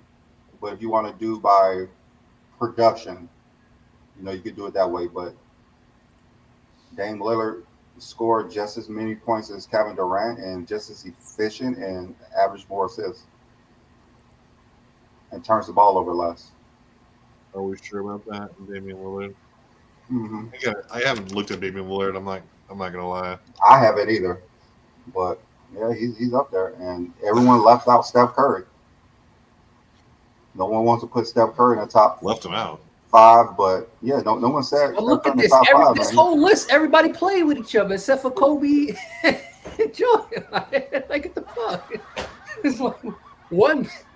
Everybody literally played with each other. How is Damian Lillard more efficient? He averages 40. He is a 43% career free throw shooter. He shoots worse from 3, and he produces less points per game than Kevin Durant. How is he? Oh, but he has like 1.5 more assists. Is that why? He shoots like 7% worse from the field than Durant overall. True shoot percentage with everything, with free throws, 3-point percentage, field goal, 2-point percentage, everything. Durant's better than him in all those categories. No, he's not. Yeah, he is.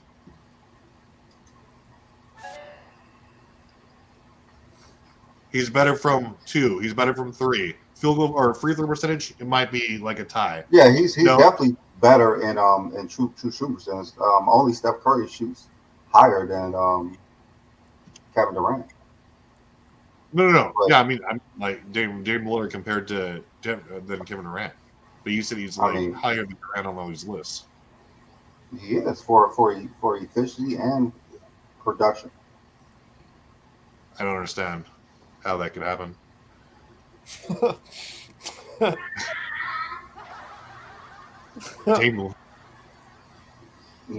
thing that's better than Durant is like what? Like he averages 1 more assist per game, 1.5 more. So that's it. I mean, it's over 2. I'm pretty sure of that. Kevin Durant's assist as a scorer, of course, is Kevin Durant. As a scorer, yes. Okay. Yeah, as a scorer. Just complete offensive player. Yeah, Dame Lillard is above him. He says it. Nah. Number says it. Number says it. The numbers don't say that. Yeah. All right. So let me go and look it up again because I'm not at my other computer.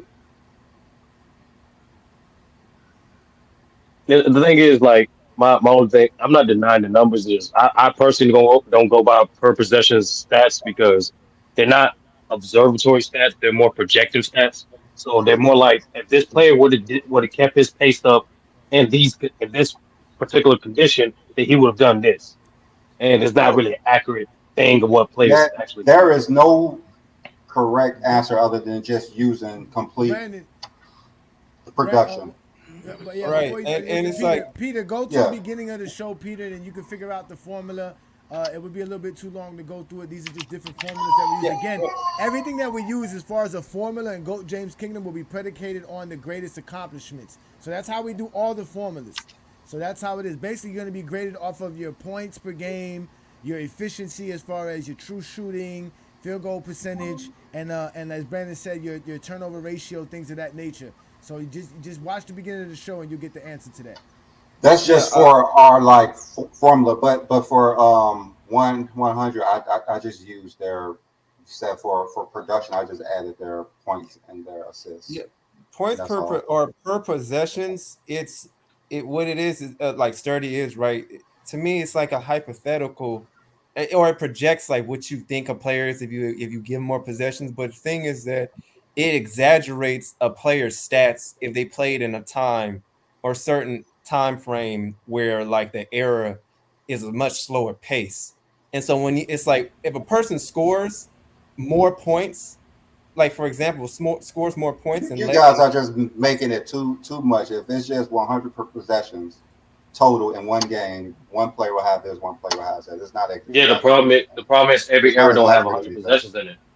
Yeah, That's that's what we're why I saying. only use the players who did have it. That's the reason. But it exaggerates the Wait, stat. It makes it seem doesn't like exaggerate anything. It's just if you have 80 possessions on one team and someone has 90, we just average those out to be 100. That's what I'm saying is like when you cross errors like that, like when you compare different errors. One possession is one possession in any era. As simple as that. One possession is one possession. I'm just saying it's it's really different. Yeah, even with that, no, even that, Billy, that's not even true in every era. Like for some errors, like for example, the offensive rebound. In some errors, when you get a new possession for offensive rebound, you get a full 24 seconds. In today's era, you only get 14. So no, every possession is not just the same possession. One possession is always going to be one per possession. No, it's not. Really, I just said, bro. Like, I know what you said. One possession still equals to one possession. That's not. It's not. I literally just proved what it's not. I literally just proved it. Yeah, one possession is one possession. No, if one possession of 24 seconds is not the same as one possession of 14 seconds. It's not. And I'm saying like when you cross errors in possessions, it exaggerates the stats for a player that played in a slower possession because scoring more in less possessions make you a better scorer, right? And then but when you give them more possessions, it makes them even better. I mean, if somebody scores 30 points and your team only scored 80, doesn't that equate to equally the matter if you scored 50 if and it's less scored possession? Yeah, that's why it average out to one possession to one possession. The issue with 100 possessions is the fact that the game is not played in 100 possessions. So in certain eras, you got somebody's 100 possessions, which is a complete game. Then you have some players where it's not even a complete game because they played more than 100 possessions per game. And then you have another era where they didn't even play 100 possessions. So you're talking about adding another game to somebody's actual stats. So that's an example. Yeah, right.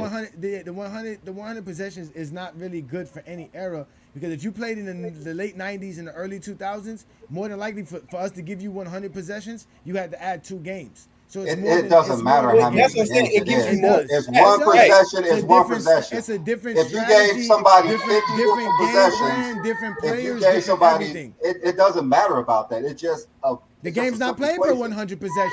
It's of course not. That's why it's advanced stats.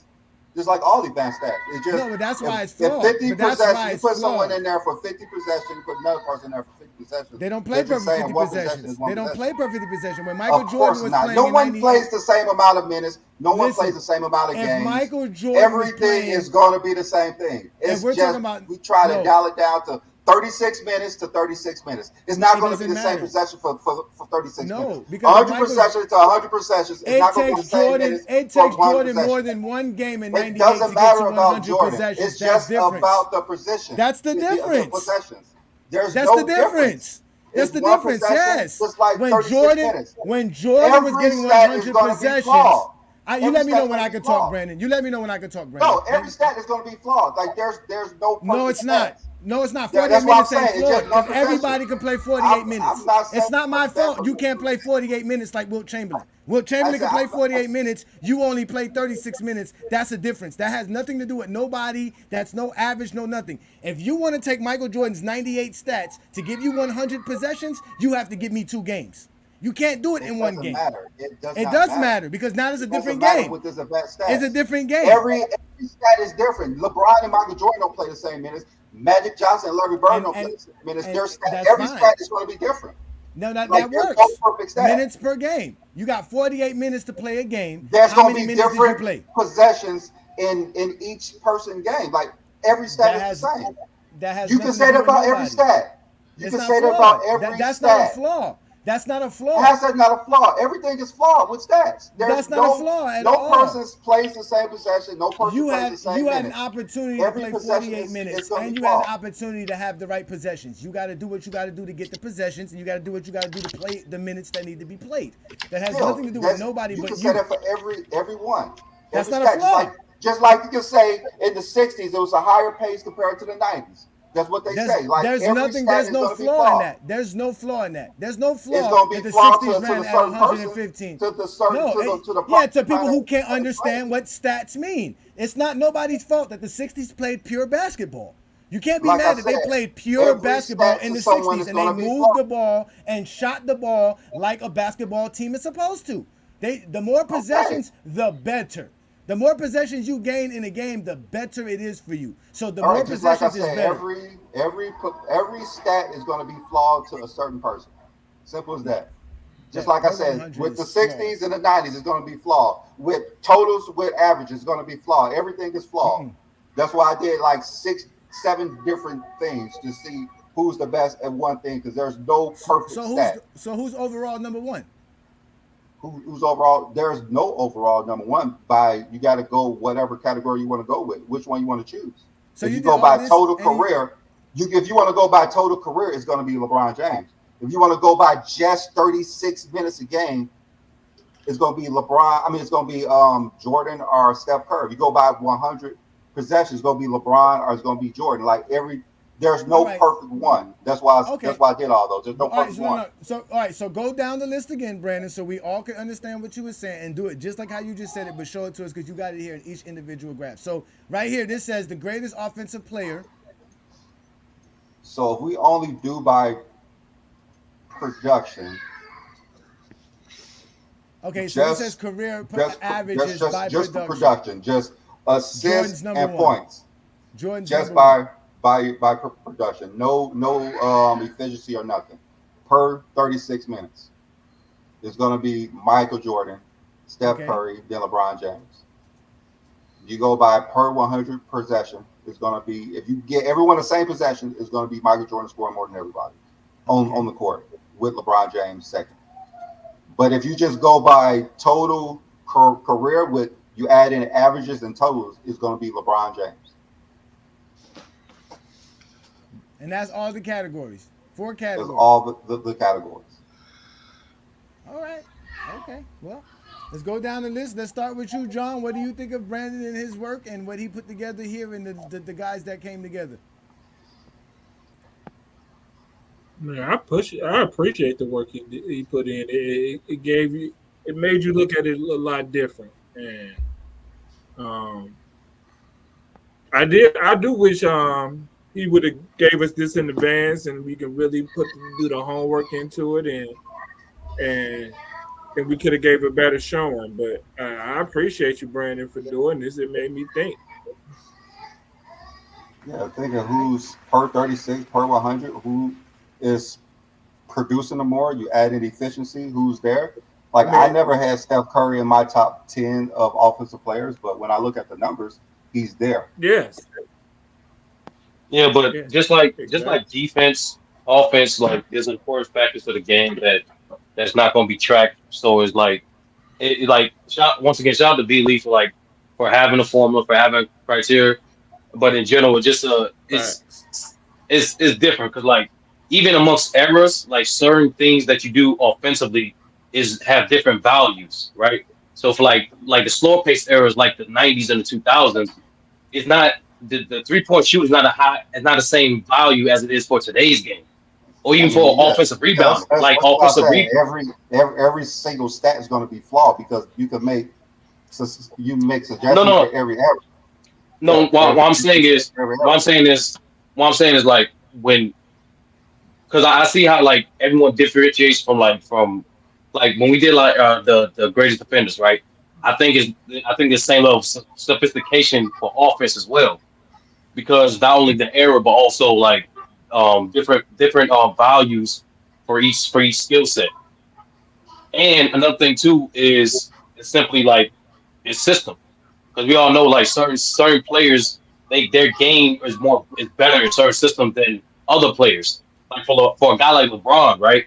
he's proven to be highly productive in multiple systems with different situations. For a guy like Curry, he needed a certain system to optimize his skill set. So at that point, which one do you value, right? So it's like I'm just pointing out certain things that's a little more nuanced with the conversation to determine who's the better offensive player. I mean, like that's the whole reason for showing the like different categories. So you can see why, like, there's a reason why Steph is number one per 36 in efficiency. For one, he doesn't play 36 minutes a game, and when he is playing, he's efficient and he's producing a lot of points when he's on the court. His turnover ratio is very low because he shoots a lot. He doesn't really pass as much, and when he does, he's passing it to wide open players because he's the main target on the defensive end. And when you're playing with Steph, with Klay Thompson and Kevin Durant, you can see how special Steph Curry is. And me personally, I didn't really pay too much attention to how great Steph Curry was. I always say Kevin Durant was better, but when you look at the numbers, it's Steph Curry over Kevin Durant. You can see what he's done in his whole career. He won 4 titles. He should have like 3 Finals MVPs, but they would not give him those in Finals MVPs for some odd reason. But Steph Curry is one of the greatest players we have ever seen. We've got treating Steph Curry like he just started playing in the NBA in 2016. Because he don't get the Finals MVP because by the numbers, KD had better numbers. All right, so let's let Craig in. Go ahead, Craig. What do Now you I'm just gonna say I'm making it seem like Steph Curry started playing in 2015. I mean, he was great, but I mean, he wasn't great his whole career. I mean, to be honest with you, he only started being great in 2014. But Craig, what do you think of the formula and everything that Brandon was able to put up for us today? Oh, it's a dope formula because you know why? Because Jordan's on it, you know. But no, it's a dope formula, and like you said, you know, I always say this when basketball player, it's 2 sides of basketball. It's offense and defense.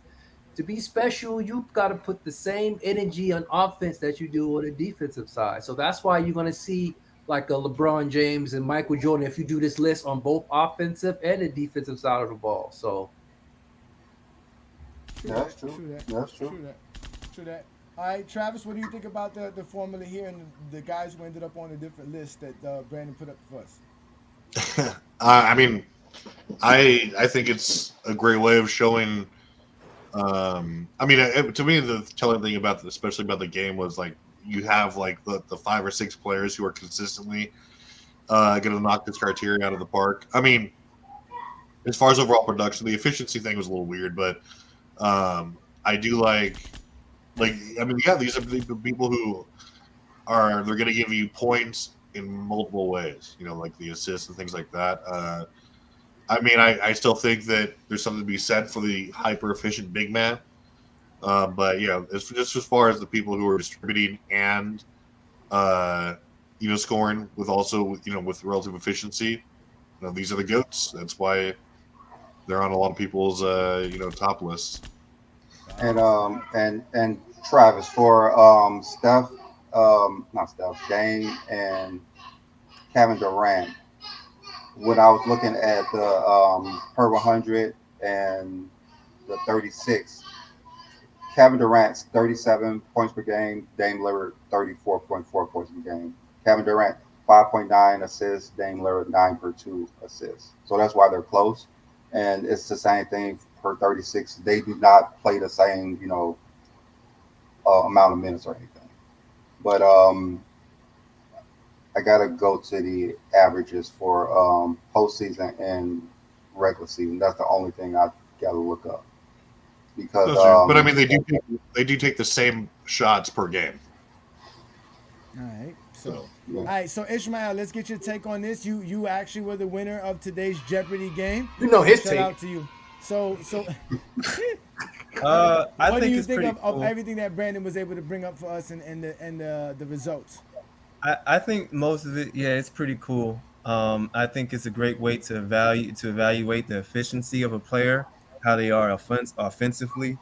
I just like there's one thing I don't disagree with using it, but I just understand with like using context of per 100 because it is like based on a hypothetical scenario in order for us to understand if we give a player more possessions, but every area is different in how the possessions is played.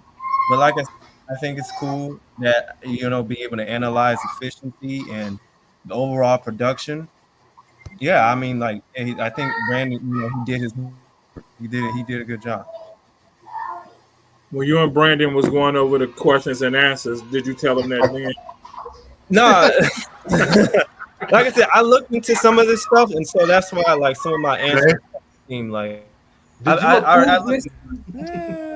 And We know you did. And Travis, Kevin Durant averaged 27.3, my point 5 for his career. Dame Lillard 25.2, so it's like a 2.2 difference. But Dame Lillard averaged 2.5 more assists a game for his career.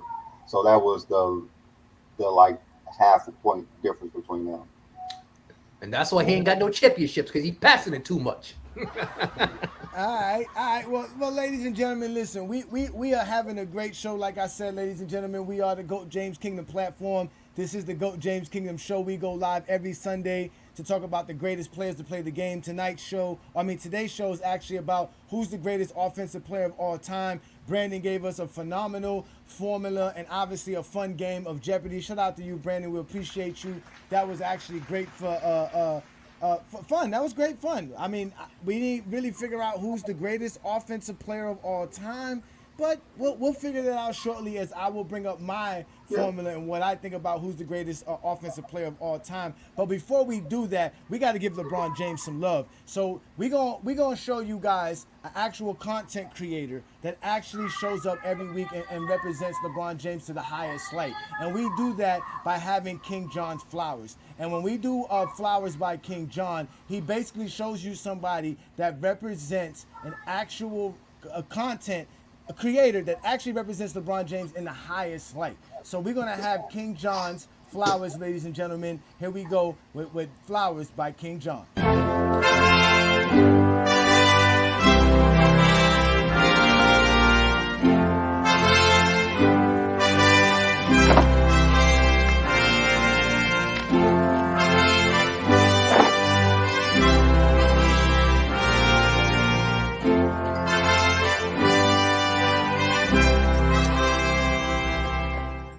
Rosebetters! How you doing, everybody? This week, we're going to give flowers out to an Instagram page called Castle Noble. If you're on social media and you're on Instagram and you follow anything about LeBron James, the one person you're going to go across is Castle Noble. He's one of the people on social media who, if I wish I knew more about him, but I think he actually a journalist, and he really knows his information.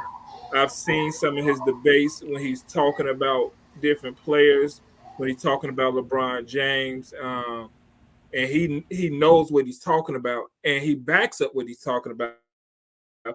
I literally seen this guy debate somebody and then post what he debated about him to show it was true. So just know we're paying you attention out here. And hey, he has hold on, I'm sorry, y'all.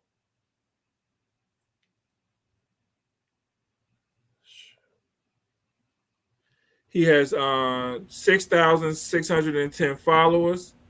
He's following 3,398 people. He has 2,462 posts. Hey, like I said, I pay attention all the time. I repost some of his stuff myself. And I think he's a real LeBron fan who appreciates more than just his on-court performance. He admires his longevity, his work ethic, his leadership, and also how LeBron James maintains a high level of play for over 2 decades. Recognize his versatility, whether it's passing, scoring, or defending, understanding that he has a very high basketball IQ that sets him apart from everybody. As a true fan, I respect as he respects LeBron's standard off the court, his activism, his business acumen, and appreciate his involvement in social issues and used his platform to uplift communities, especially through his activism and his I Promise School. Being a real LeBron fan, appreciating the way he evolved as a player and as a person, and defending him against his critics, and acknowledging his greatness regardless of the GOAT debate. The GOAT debate has really I believe, taken some of the shine off LeBron James, because the only thing you can talk about when you talk about LeBron James now is the GOAT debate. We can't even talk about his game, what he does on the court, what he brings to the game. I believe Noble Page is one of the pages who helps bring it back to just basketball at times. And sometimes we do need to just keep it basketball and keep the GOAT debate out the conversation.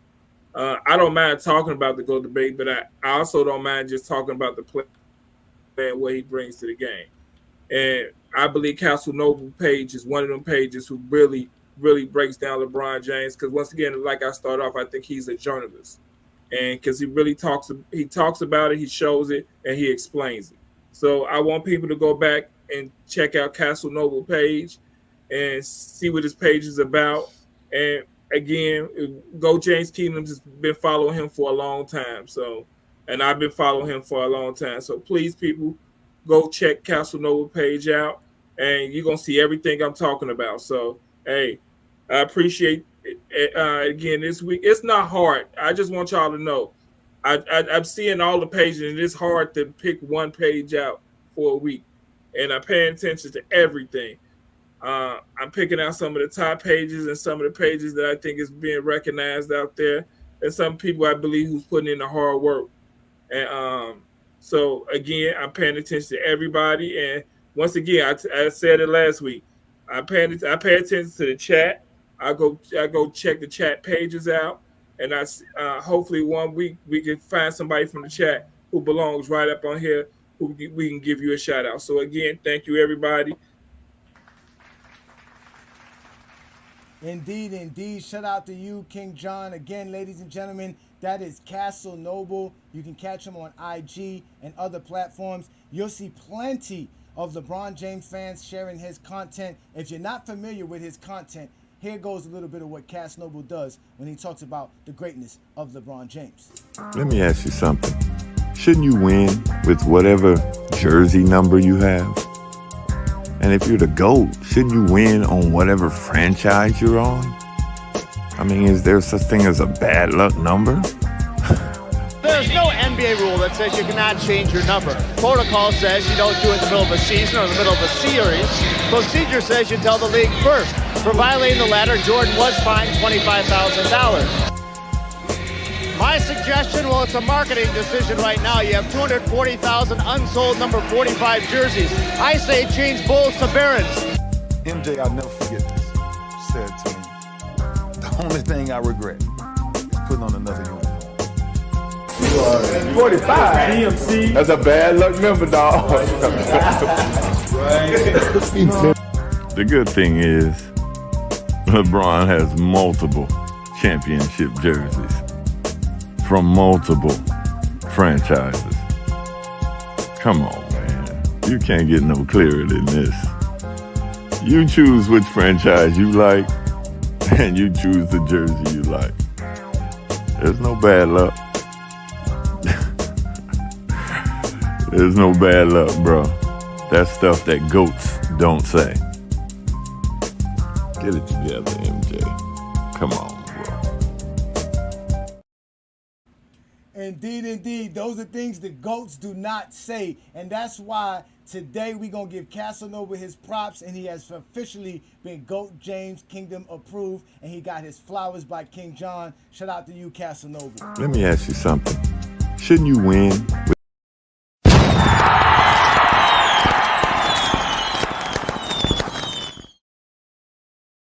Casanova, I'm trying to get you on Go James Kingdom. I've been reaching out to you, Casanova. I want you to come on Go James Kingdom. I'm saying it so everybody can hear it. If you know Casanova, can you tell him to please reach out to me? I'm in his direct messages. Please, I'm trying to get you.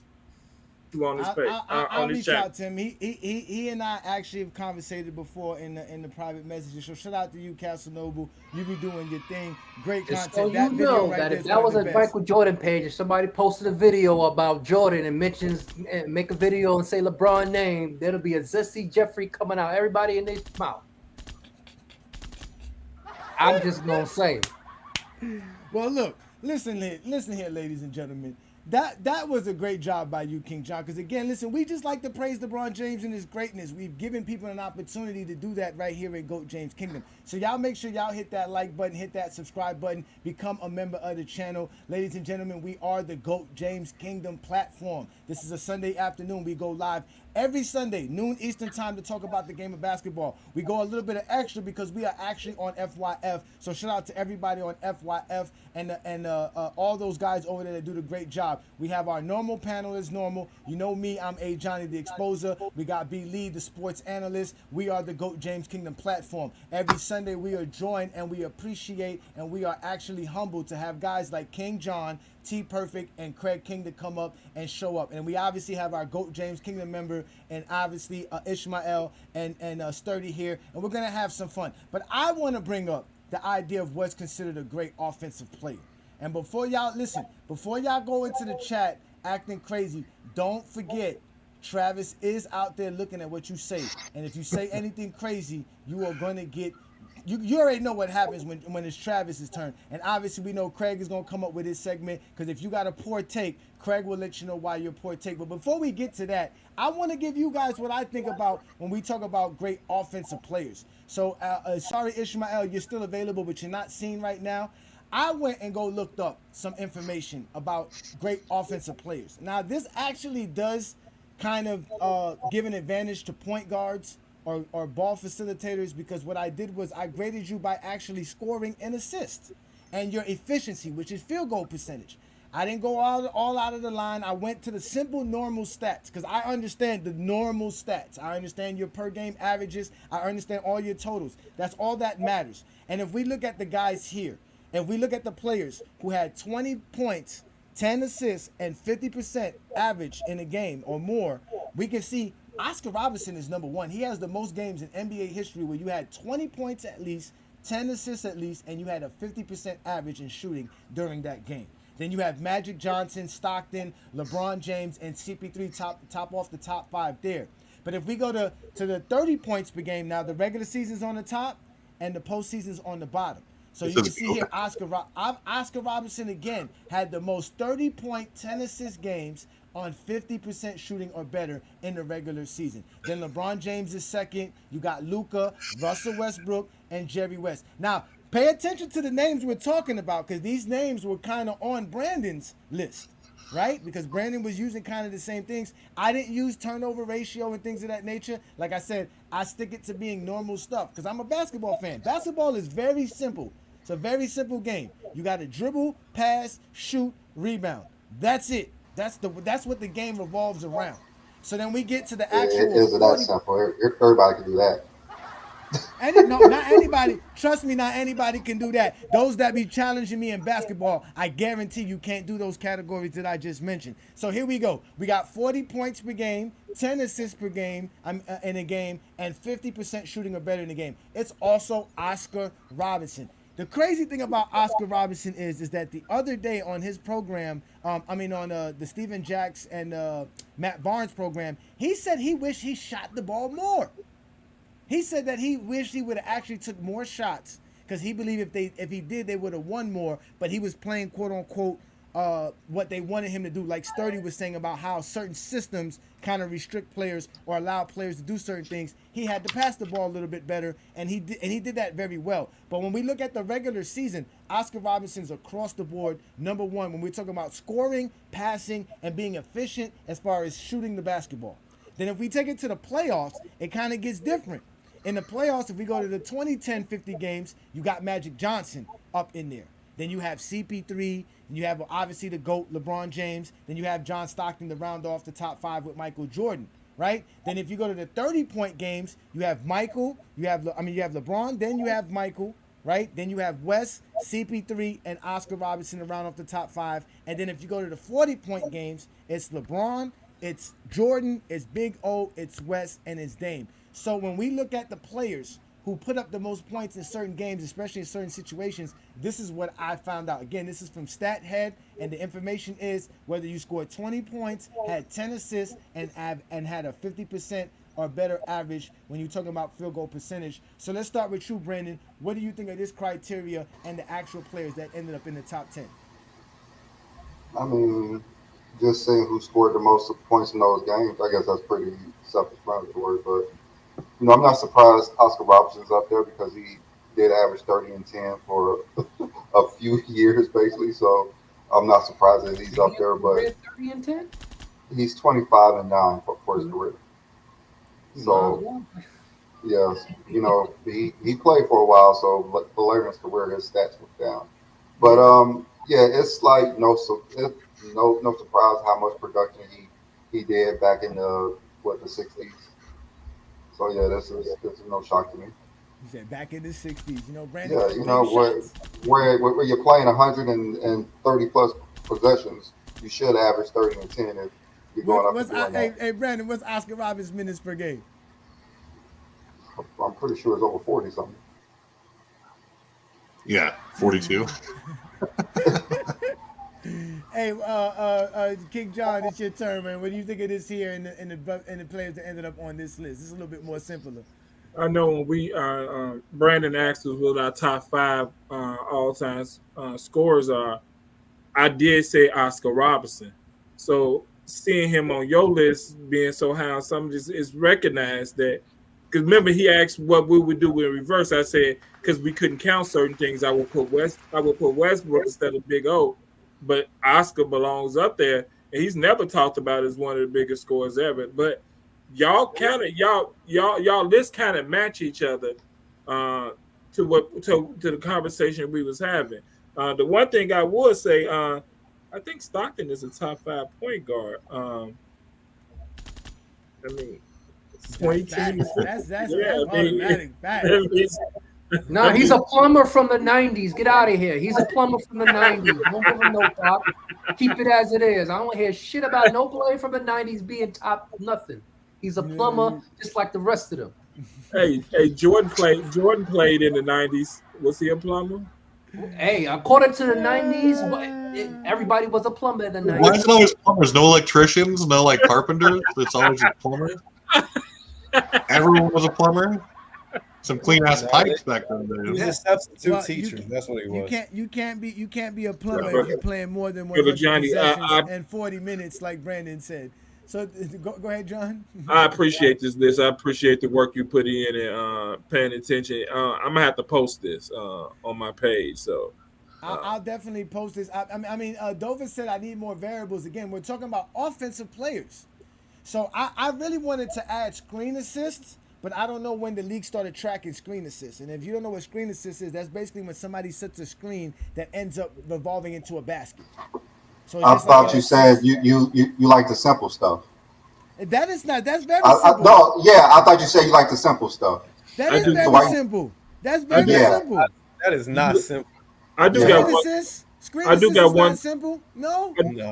I do got one. John, you like the simple stuff. Don't talk about screen assist. Anybody can answer this question. What's the highest scoring era? The highest scoring era is today. 80s? No, the 60s. The 60s has the highest scoring era. No, that's what I thought. They have the highest pace, but they still don't have the highest scoring era. The highest scoring points per game. Oh, it might be the early 80s. No, I'm thinking about it. If you're just going by points per game. If you go by points per game, or if you go by possessions, it's going to be today because they shoot the three. No way, Johnny. No. They shoot the most threes, but the 60 has the most possessions, and I believe the early 80s had the most points per game. You might be right on the early 80s, but we're talking about the whole 80s, right? If we're talking about the whole decade. Yeah, so I'm saying even for the whole decade, it might be the 80s. It might be the 80s. The whole decade. The 80s was like 108 per game. Yeah, like they averaged a lot of points. It wasn't 108. I have the information on the 80s. Today's era is more efficient, and today's era shoot more threes. But they were actually field goal percentage wise. The 80s was actually more efficient field goal percentage. No, they were more accurate. But you taking like free throws and EFG and all that stuff is today's era. Yeah, if you take We're only 100 four- possessions, if we go by four- 100 possessions, which is what Brandon was trying to explain to us today, if we go by 100 possessions to equal everything out, it'll be today's. No, I'm not even going by 100 possessions. I'm just going by like what it is. Like that's it. All right, We're only Travis, four years Travis, deep in what- this decade too. Travis, what do you think of these guys here? What do you think Well, of this list here? I just pulled it up. So the 70s were 106. Points per game? The pace. It's just the pace. Yeah, Points just the pace. points per game was the 80s at 109. Okay. See, I was close. I told you. And today You said is 115. It's I said 112.7. Today in the 2020s is 112.7. Wait, so I told you, 112. well, we gotta wait for that then.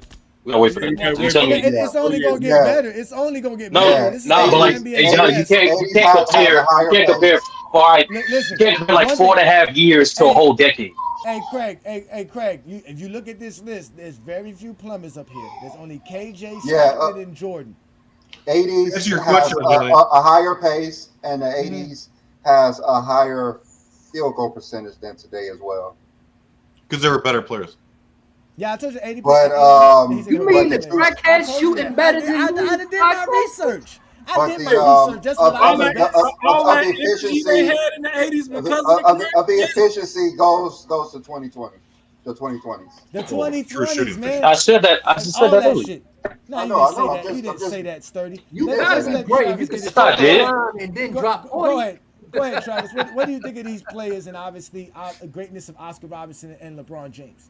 I think Oscar Robertson is wildly underrated. I mean, look at that. Look at the 30 and 10 discrepancy between him and the next closest guy who played more Oscar years Robertson than him. Underrated.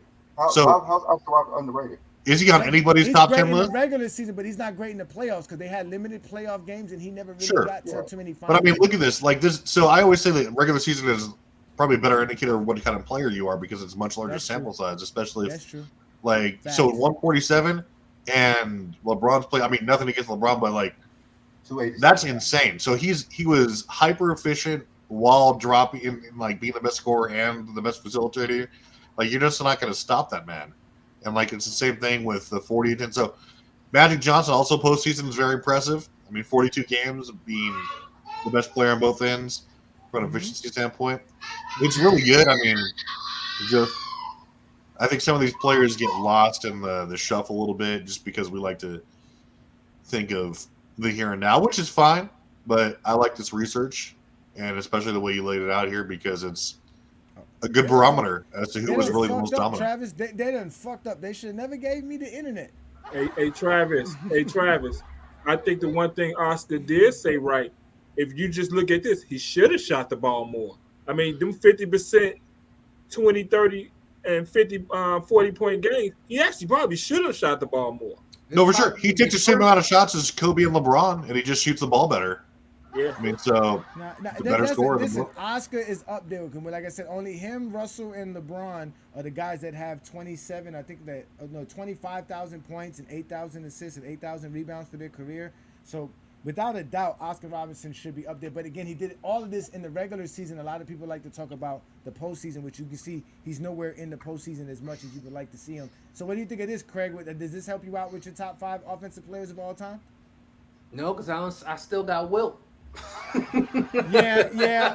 Because again, if we want to just talk about scoring, and this is why this gives an disadvantage to big men, because this counts assists.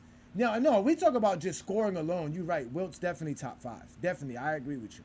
Not even this that. includes He assists. got an assist title. How many centers got an assist title? That's some hard shit to do. Yeah, but you gotta think about this. The times that he was doing the assist, he was only averaging like. All right, so I want to hear all this shit you got against Wilt. Bring it up when I say Jordan. You want to bring up Wilt because you got an argument for every Wilt thing I done said. So when I say something about Jordan and you bring up Wilt, I'm gonna use the same. Well, he played in there. Well, he played there. I'm gonna bring up them same goddamn arguments. You know he gonna remember. You know Craig gonna remember. Man, Craig be holding receipts, man. Craig be holding receipts like a Korean store owner, man. Don't make no sense, man. So Sturdy, what's your take on the list of these guys here? Again, this is not nothing special. This is me finding out information. What do you think of the list of the guys here and what they do for their careers? I only got 2 comments. One, you already said it, so I'm just gonna repeat it. Yeah, obviously it's not fair to the big men. because we all know offensive rebound is important. We all know like there's other things the bigs do Yeah, offensively that just won't but get but but tracked. but Sturdy, when they started tracking offensive rebounds again, like what, like in the late 70s, I believe. Mid, I not no, they start always offense. I know they grandfathered it, but I know when they start tracking it was 2000s. I know KG. Oh, I even think he has that the late? most No, offensive no, rebounds. they got offensive rebounds for Dennis No, Rodman no, and no, they such. no, they Oh, grandfathered it, but when they started it, I think it was in the 2000s. But they grandfathered okay. it. I'm sorry. I agree with you. I'm But sorry. Go ahead, brother. Go ahead. Continue. but in regards, honestly, the biggest thing for me is I'm very impressed by Luka Doncic. Like, and I said this last time y'all did the greatest offensive player. I said the guy who has potential to when it's all said and done, be regarded as probably the greatest offensive player is Joker. But I keep forgetting Luca exists too. So the fact that he's already third in in some of these categories, and we all just said earlier he only have like 500 games. Like that's impressive. That's impressive. That's one of the things Yeah, I no, took from this yeah, list. yeah. I did. I thought about that too. And I saw Trey Young there as well, because you can see Trey Young as far as in the regular season and what he's done being short, like because they both been in the league the same years. I think they were drafted 2018.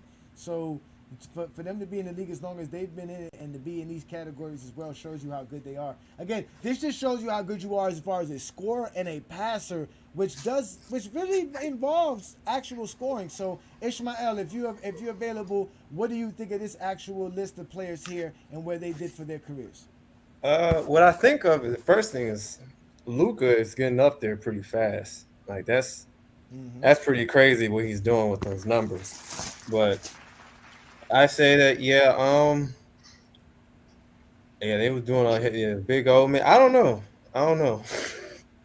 Do you think are you saying like this is not the criteria for like the best No, offensive player? Are this is you? no formula. This is just bringing up the players who This had is the pure most, either numbers. 20 points, 10 assists, and then had 50% shooting or better in a game, or 30, 10, and 50, or 40, 10, and 50 in either the regular season or the postseason.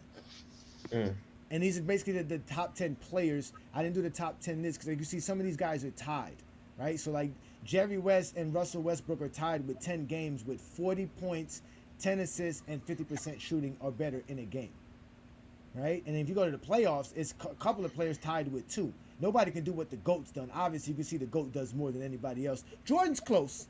Jordan's always close, but he's never there. But at the end of the day, these are all the great players when we talk about scoring the basketball and assisting the basketball and being efficient as far as shooting it. I will say this too, hey Johnny, because I over time I do think Jordan, believe it or not, this is the one particular aspect of his game that's becoming underrated now. I understand Jordan was a shot chucker, but he could still pass too. Like when Jordan bought into the offensive to the triangle system, he was a good passer. He was a good playmaker, and as you've seen with the numbers, it kind of proved it. So I When he think got that's an aspect. when he got to the playoffs, he realized I can't mess this up. Let me pass the ball to my open teammates. So he did that a lot. Well, yeah, like No, but in general though, because Jordan and Kobe they get put together, and because they're known for being shot chuckers, people just automatically assume they weren't good passers or good playmakers. And just by this numbers alone for this chart alone, you can see Jordan clearly was not just a shot chucker. And I yeah, think over time, it's that part of his game starting to become a little underrated. the 30 and 10 and the 40 and 10. I mean, like also LeBron has a much higher sample size of playoff games, and he's only one ahead of Jordan in both of those categories there. So, I mean, it's a wash if you ask me. I was waiting for the MJ delegate to come out of somebody. I had to let Travis get one in. I've been hogging it all day, so I had to let him get one in. No, you still trying to register all the stuff that Brandon threw on us to start off the show. But again, these are just numbers that I pull up because, like I said, I like the stats because the stats tell me enough. I watch the game enough to know when I see the stats, I know exactly why the stats are the way they are. And as you look at these players here, these are obviously the greatest players that can obviously score the basketball and facilitate, which is a part of offense. Like I said, the only thing that I didn't include was somebody's screen assist and how they set screeners, which would help out the big man. That would give a big man or offensive rebounds. And like Sturdy said, We don't have too much numbers on that. It would exclude. What about the certain turnovers? players. Why you ain't do like 10 assists with 0 turnovers, or a game with 20 points with 0 turnovers? Eight turnovers part of too much work, Craig. No, it's not too much work. Because at the end of the day, I don't. Nah, the list will look a little different. That's what will happen if you add listen, turnovers to it. The same way Zesty Jeffries don't discredit missing a bunch of shots because you were willing to take the shot. You got up 50%. You eliminated people who took. I got 10 assists. I don't care about the turn. I got 10 assists. I didn't got us 20 points. But you could have had 12 if you ain't had 2 turnovers. Hey, we could have. I guess what you should have used, who had at least a like 2-to-1 assist to turnover ratio. I thought about that. So it would have been what? It would have been what? It would have been 2.5 assists. Because Luka's well, no. Hey, I got Luka has over 2-to-1. I got a Luka Everybody question. has. Jordan just don't have over 2-to-1, so Jordan might not be on here anymore. Yeah, Jordan might not be on this. Yeah, Jordan's the one with the bad turnover ratio. Exactly. That's facts. That is facts. Do y'all think Luka gonna play 15 years? Nope. He said he won't. 15 years, he might play 15. No, he said he won't play 20 years, but I think he'll play 15. I think he'll play 15. I don't know how he probably play like 800 games. I'm gonna say this before it goes. I'm gonna say the league where it is, it's going to the point where the average career is gonna be like 15 seasons. People was gonna be playing longer. When you see how much money you can make in the league, they're gonna stick around longer than normal. I believe they are going to be playing the same amount of games, but in more years. All right, well, ladies and gentlemen, it's about that time. We've all had some takes up here. We're going to find out who really had some good takes and who really had some bad takes because, Travis has been looking in the chat. So for all of y'all that's in the chat line, making your comments, we appreciate you. Again, if you're already in the chat line, you're watching us, hit that like button, hit that subscribe button, become a member of the channel. This is the GOAT James Kingdom Show. We go live every Sunday noon with B. Lee and A. Johnny. We are the best at it. We talk about the GOAT conversation. We don't run from it. We don't act like those other pages who claim that they don't want to talk about the GOAT conversation when they do, and all they do is hide. But we actually do it here. And when you are in our chat line and you say something crazy or you say something good, we know Travis will find you. So we will give you guys the chat bomb by T Perfect. Shout out to everybody that's also in the chat line. We are interrupting our normal programming. The current threat level is critical, meaning an attack is imminent. Civilians are advised to remain indoors. In some urban areas, evacuations are taking place. If you're in one of these areas, police will help you to safety. Follow their orders without question. You should remain indoors until you are told otherwise. You should now prepare for a nuclear strike. You will not be able to leave your location for 14 days after the strike.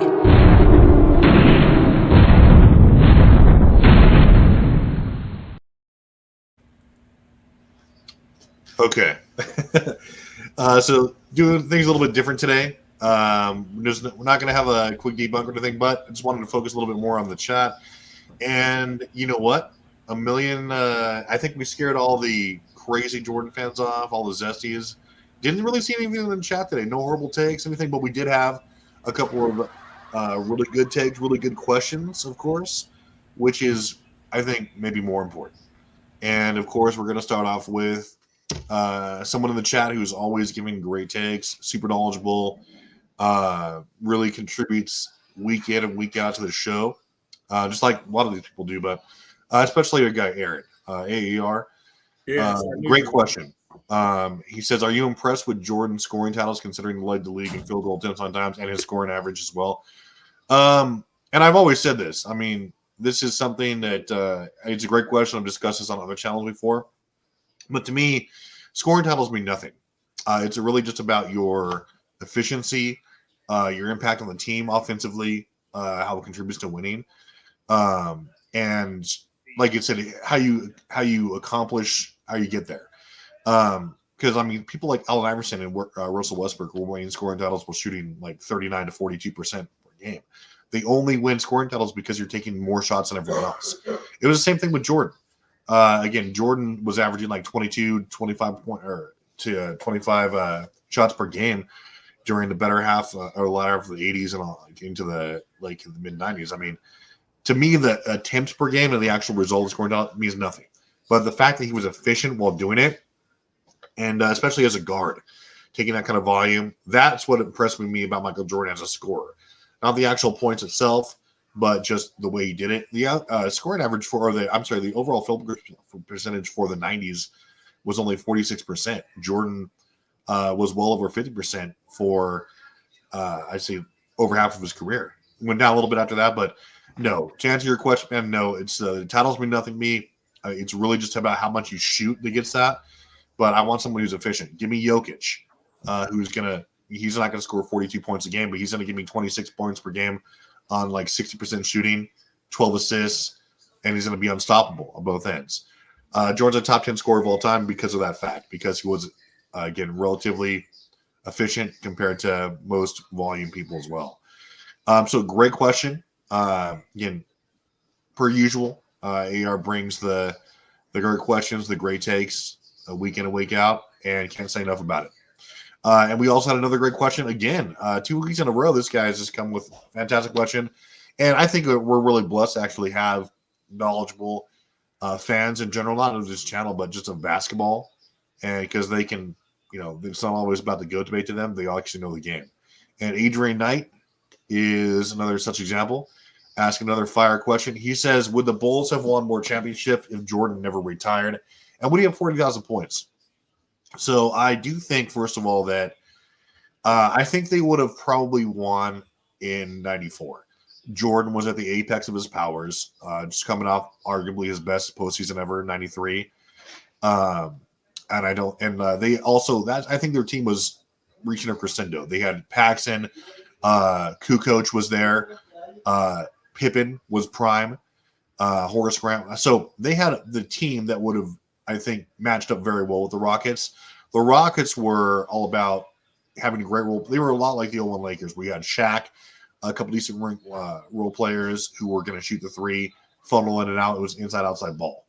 I think that the Bulls, Hakeem would have got his. Make no question about that. He would have abused dudes like who they have on that team. Will Purdue. Yeah, they had like Luke Longley, Bill Cartwright. Those guys, Bill Wennington, those guys would have been fodder for the dream. Like, no question at all. Those guys would have been dust. But overall, I think they would have been able to clamp pretty much everyone else there. Not to say they were a bunch of scrubs, but who got Otis Thorpe, Vernon Maxwell, Ori, Kenny Smith. Like, these people would have been shut down by that prolific perimeter defense that the Bulls had. I think Bulls taken the 6. Hakeem would have been able to maybe carry them to a victory too, just because he would have been super efficient and his defense is understated. But I think that they would have, the Bulls would have taken that. Also, Jordan definitely hits 40,000 points. We've done the math on that already. He was averaging 78 to 82 games per season then. No reason to think that his stats would have dropped off precipitously in that point, or that he would have, barring injury, would have done that. So I think that he would have been able to crack 40K, barring some crazy outcome. But fantastic. I think that would have been a great series. That's one that's always talked about. And that's just my take on it. A lot of people disagree.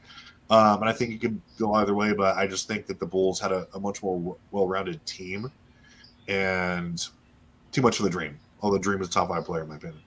But 2 great questions. No bad takes today. Maybe that's good. Maybe we filtered all of them out, but I'll do a thing about Scap Attack next week because I've been wanting to give him a bomb. He has plenty of bad takes, so look forward to that next week. Indeed. Shout out to you. Thank you so much, T Perfect. Ladies and gentlemen, that is the chat bomb with T Perfect, where if you are in our chat group and you're sitting here saying silly comments, he'll find you. If you're saying something great, he'll find you. So make sure that you stay in the chat line. Make sure you hit that like button. Make sure you hit that subscribe button. Ladies and gentlemen, we are the GOAT James Kingdom platform, and that was Travis's chat bomb with T Perfect. Hey. Thank you so much, brother. That was actually great by you. Can we respond? Can we respond to one of Travis' comments? Oh no. No, you cannot respond to one of Travis' comments. Okay. We know you always got something to respond to. We're gonna open this up in a second here. We're gonna have some fun. But obviously, if you do have a bad take and you do have a poor take, Craig will find you. And Craig don't care if you in the chat line, if you a big dog or a small dog, he will find you. He don't play no games at all. So ladies and gentlemen, we're going to give you guys checks and balances with Craig King, because Craig finds everybody's poor take and tells everybody why they need to get their money up. So shout out to Craig King. New. This ain't nothing new. You a GOAT James Kingdom member. You should have been know about this. This is Checks and Balances with Craig King. Hide the money, y'all. There's poor people around. With your broke ass. Sir, now that you've got your check, do you plan on quitting your job driving this truck? Truck driver? I ain't no truck driver. That's right, baby. I just bought this truck straight cash. I'm rich, biatch!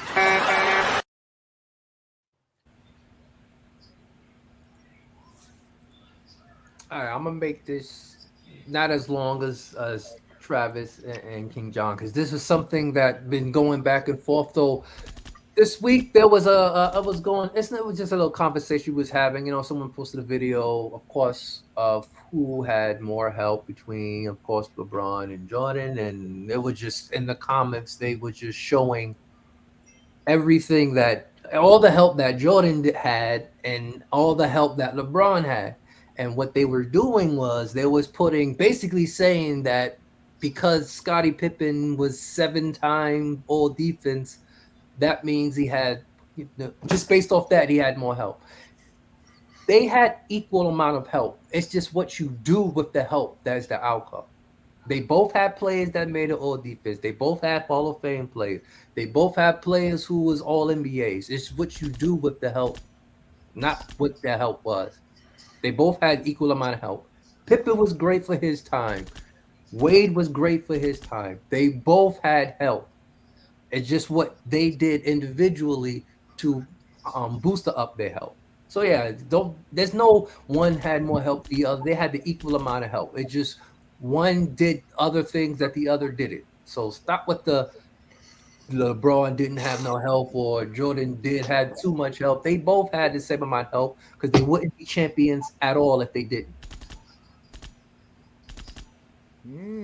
Craig coming with it. Craig coming with it. We're gonna let some folks respond to this. Let's start with you, John. What's your response to what Craig is saying as far as the help between Michael Jordan and LeBron, and those who have the poor takes about that? I think he's right on point.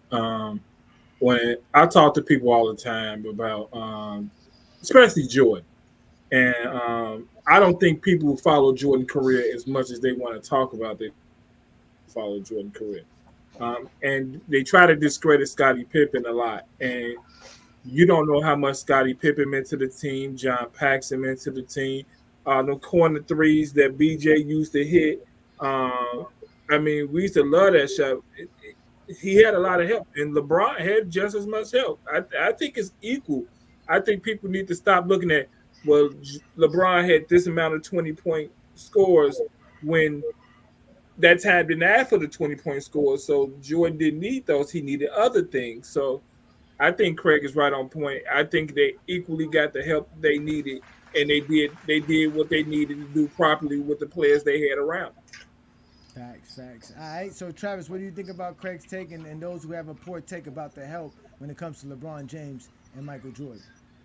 Like what John said, and Craig is also, I think, exactly right on point, and that goes for just about everyone. So if you look across the board, everyone that we consider like a top 10 player, you can say, or especially top 5, you can say that they had the most help in NBA history. Everyone has help, like Craig said, like John said, it's just what you do with it. You all have advantages and disadvantages. Like Jordan, for example, like we just talked about, no one else had a player like in Scottie Pippen who was actually finishing like top 10, top 5 in MVP voting some years and consistently have that help. Like Jordan had arguably the most help in that decade of anyone.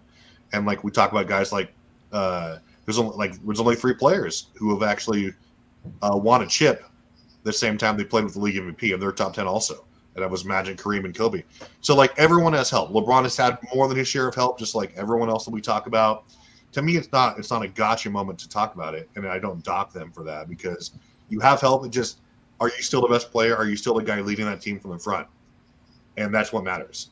And LeBron was that. Jordan was that. Shaq was that. Kobe, a couple of years. And so everyone has help. This is what you do with it. Indeed. All right. So go ahead. This is your turn to go ahead and get your response in. Sturdy, you here with us on the panel. So go ahead and respond to what Craig was saying as far as help and people who have poor takes on that. All right. Craig is on a good streak, man. Since y'all debuted this segment, he hasn't missed. To be honest with you, it is a fact. Like help, whether I keep it this simple. Great players are going to be great, whether they play with poor teammates or bad teammates. You don't boost a player, nor did you downgrade a player because of who he played with. That makes no sense. What you do is judge them on how they play with that talent, and that's what matters. Another thing too that gets crazy with this help thing, what people like to do, they like to use the Hall of Fame label, they like to use Hall of Fame label, or they like to use what that player did before or after they play with that player. That don't matter either because who they were and after that player has no indication of who they were with that player. And last thing too, to pick up what Travis just said, which is perfect. Another reason why it's completely mute because it's a team game. You need great players to win a championship, and you definitely need even all-time great players just to have a chance to have a dynasty. So all in all, regardless, everyone had help, and everyone need that help to win championships. Because if people did follow that logic, then they would say Hakeem is definitely better than Jordan. Because Hakeem won a championship not only when he didn't have an all-star on his team, not only there was never a player who made no All-NBA or defensive team on his team, but besides him, no other player in 94 averaged more than 20 points on his team. And that's bringing back to Travis' point. Let's go to the lowest hanging fruit, Travis. Mathematically, no, he would not catch 40,000, even if he didn't take 2 breaks from quitting, because we all know Jordan like to take his breaks. Here's the thing. Even at Jordan's apex, he's giving you about 2,000 points for a season. He finished his career about 32,000 points on being rough with it, right? So you're telling me Jordan, even if he didn't retire, right? So you give him those additional 2 to 3 years, that's 6,000 points. So you're telling me instead of having a 15-year career, Jordan will end up having about an 18 to 19 career and give you 30 points per game. Well, I doubt it. The thing is I doubt it. We did the math and so if he didn't retire, also like you said in 99, 2000, and like we said, let's say he was even that's an extra 6,000 points, yeah. Sure, but his averaging he would have been averaging like 25 points per game during the 99-2000 season to crack it, and he would have had to have played at least like 75 games. That was the criteria that we have chopped up before, and it's tough to say that he would have done that, but it was possible. That was the only thing.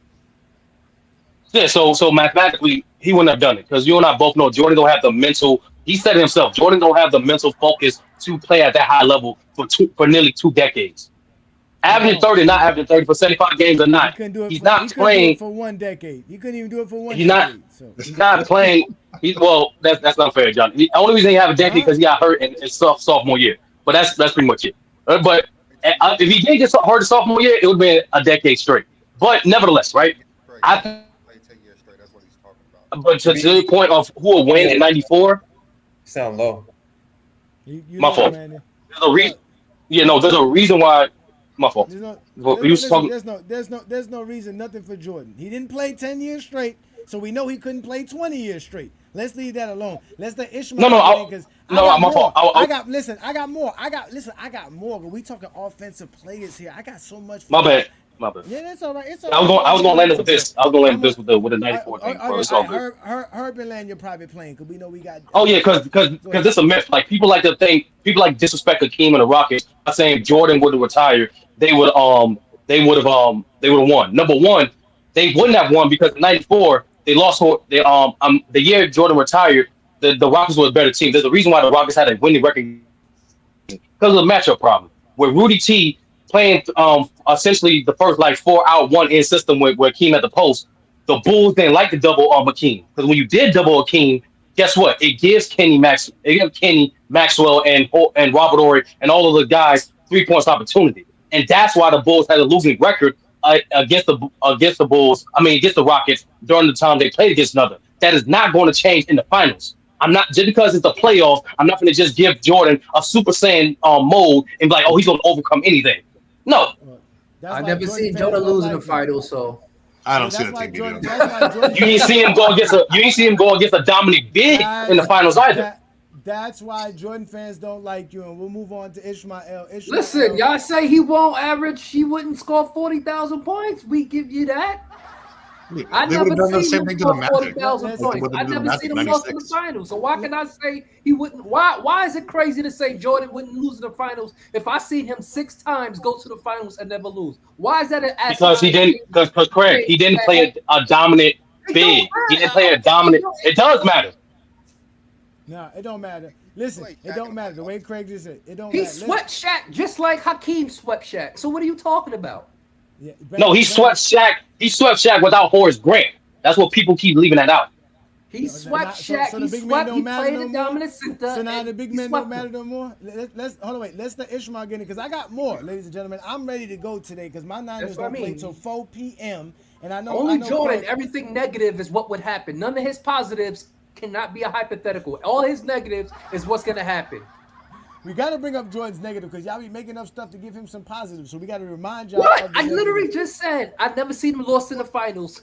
So how can I say he would lose in the finals? And I didn't argue with you there, did I? I didn't argue with you. You kind of point. You got a point there. When you got a point, I got to stay silent. Because I got some other stuff that I want to bring up again. Shout out to everybody who is still showing up and watching us today. Again, this is the GOAT James Kingdom Show with B. Lee and A. Johnny. We go live every Sunday to talk about the game of basketball. If you are not paying attention to what we do, you need to start paying attention because we talk the game like none other. We actually got some more for you. We're going to let Ishmael get the last take on what Craig was saying, and we're going to let folks get up out of here. If anybody want to go watch their football program, you're more than welcome to go do that. But what you got for what Craig was saying about the help there, Ishmael? I just think that it don't matter. Like it's a team game that if you want to play with the best players in order to win games and championships, it doesn't matter. I mean, and then it's like I just don't think that unless you're using like awards and all NBAs to describe who has the most help, maybe you can say that. But in all, like to play with, that's what the NBA is about. NBA teams that are serious about winning championships, they want the best players on their team, and if they can do it by paying them less, they will do it. So I just don't see like whether if somebody recruits or anything or playing with the Eastern and Western All-Stars, it doesn't matter. It's about winning championships, and if you need help to do that, or if you want to get the best players to do that, so be it. So that's just what I think about it, and I don't know. No doubt. Great take. No arguments here. So, Craig, thank you so much, man. Y'all know what we do here, man. Craig comes out every week, and he gives y'all the checks and balances with Craig King. If you have a poor take, Craig will definitely find you and call you out on it. So shout out to you, Craig, man. You're always doing your thing. I appreciate you, brother. We're having a great show here. Is it the same if you have sex with one girl 7 times or have sex with one girl 7 different girls one time? What are we talking about here? Like, what's the difference? I don't care what you. What's the best? The best is having. It depends on the girls, Craig. Anybody can have sex with a 2, but not everybody can have sex with a 10.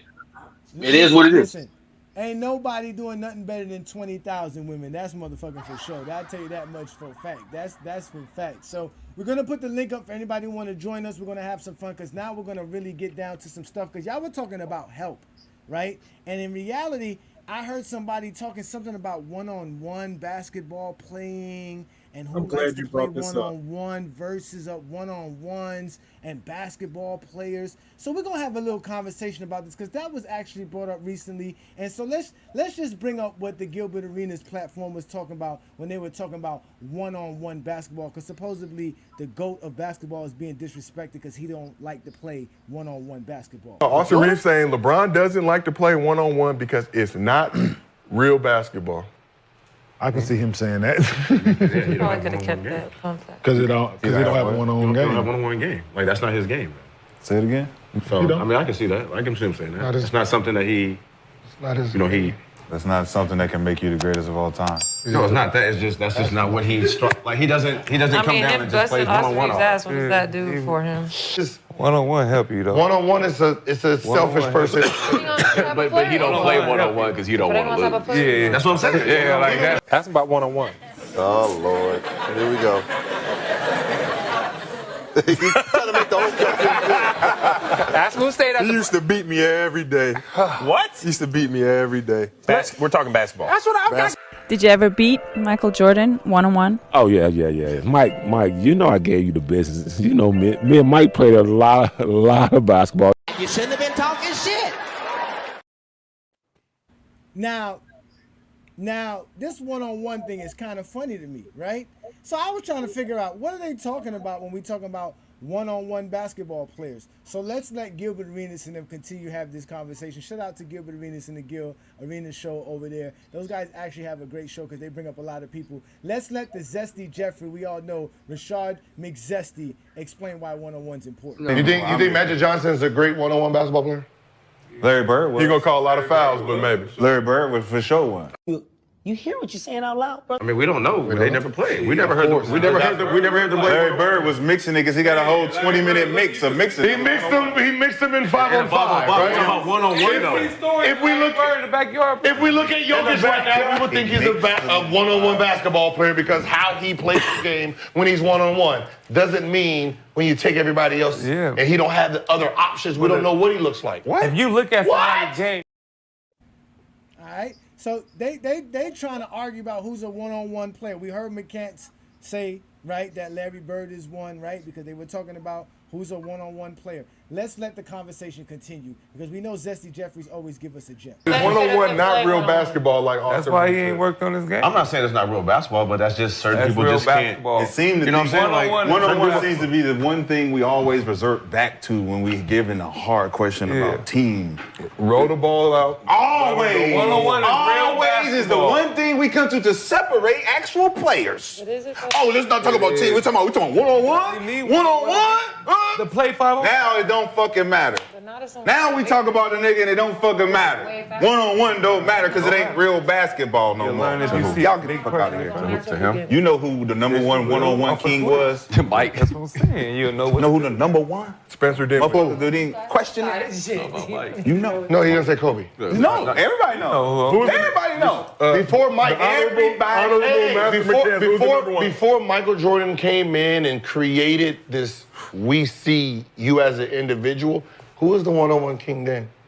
There wasn't. Isaiah Thomas. Oh, so because it was just pure basketball. No, it's because there wasn't one. Because it was pure basketball. Because people play basketball. No one claimed king. That's why Mike was able to just step right into that moment. They played basketball. So we heard him scream out Larry Bird just a minute ago, but all of a sudden now Michael Jordan. Why you didn't play this before? I would have used this. I'm just saying. Listen, you got to go do your job, Craig. It ain't my fault.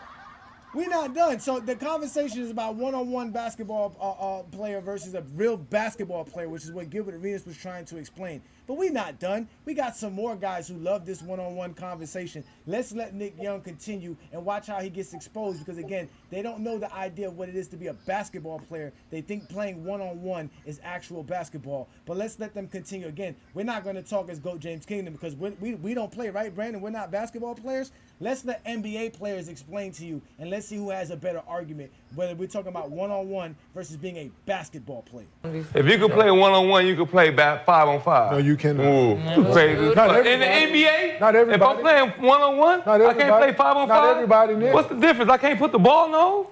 No, because you ain't got the ball all the time. You ain't got the ball all the time. You don't know how to move the ball. It don't matter. Maybe you don't know how to move. Somebody got to give it to you. If I can shoot, I can shoot. When you pass it to me, right? Yeah. That's just shoot. If I can shoot the ball, if you pass it to me, I can't do what I'm doing in one-on-one. You have to be able Can I to ask you a question? So if I tell you to go stand on the court, if I draw a play up, right, and I tell you to go stand your ass in the corner, and you cut back door. That ain't got nothing to do with It's one-on-one. That ain't no one-on-one. It's like playing basketball. So we talking about, he said if you can play one-on-one, you can play basketball. Yes, you can. I'm giving the reason that you can't. Because if I drew a fucking play up, told you to go stand in the corner, that ain't got shit to do with playing one-on-one. But everybody in the NBA, everybody... You telling me to you're stand in dumb. the corner. I'm just standing in the corner. No, and I said you go back door. Listen to the whole statement. Listen to what I just said. But you acting like they don't know comments. We Like, can do okay, both. you Yes. tell me to stand, I can't stand. I know that. Listen, I know. Hey, guess what? If I can get a bucket, I can get a bucket anywhere in the world. Anywhere in the world. How many people that can get a bucket that ain't played in the NBA that you know?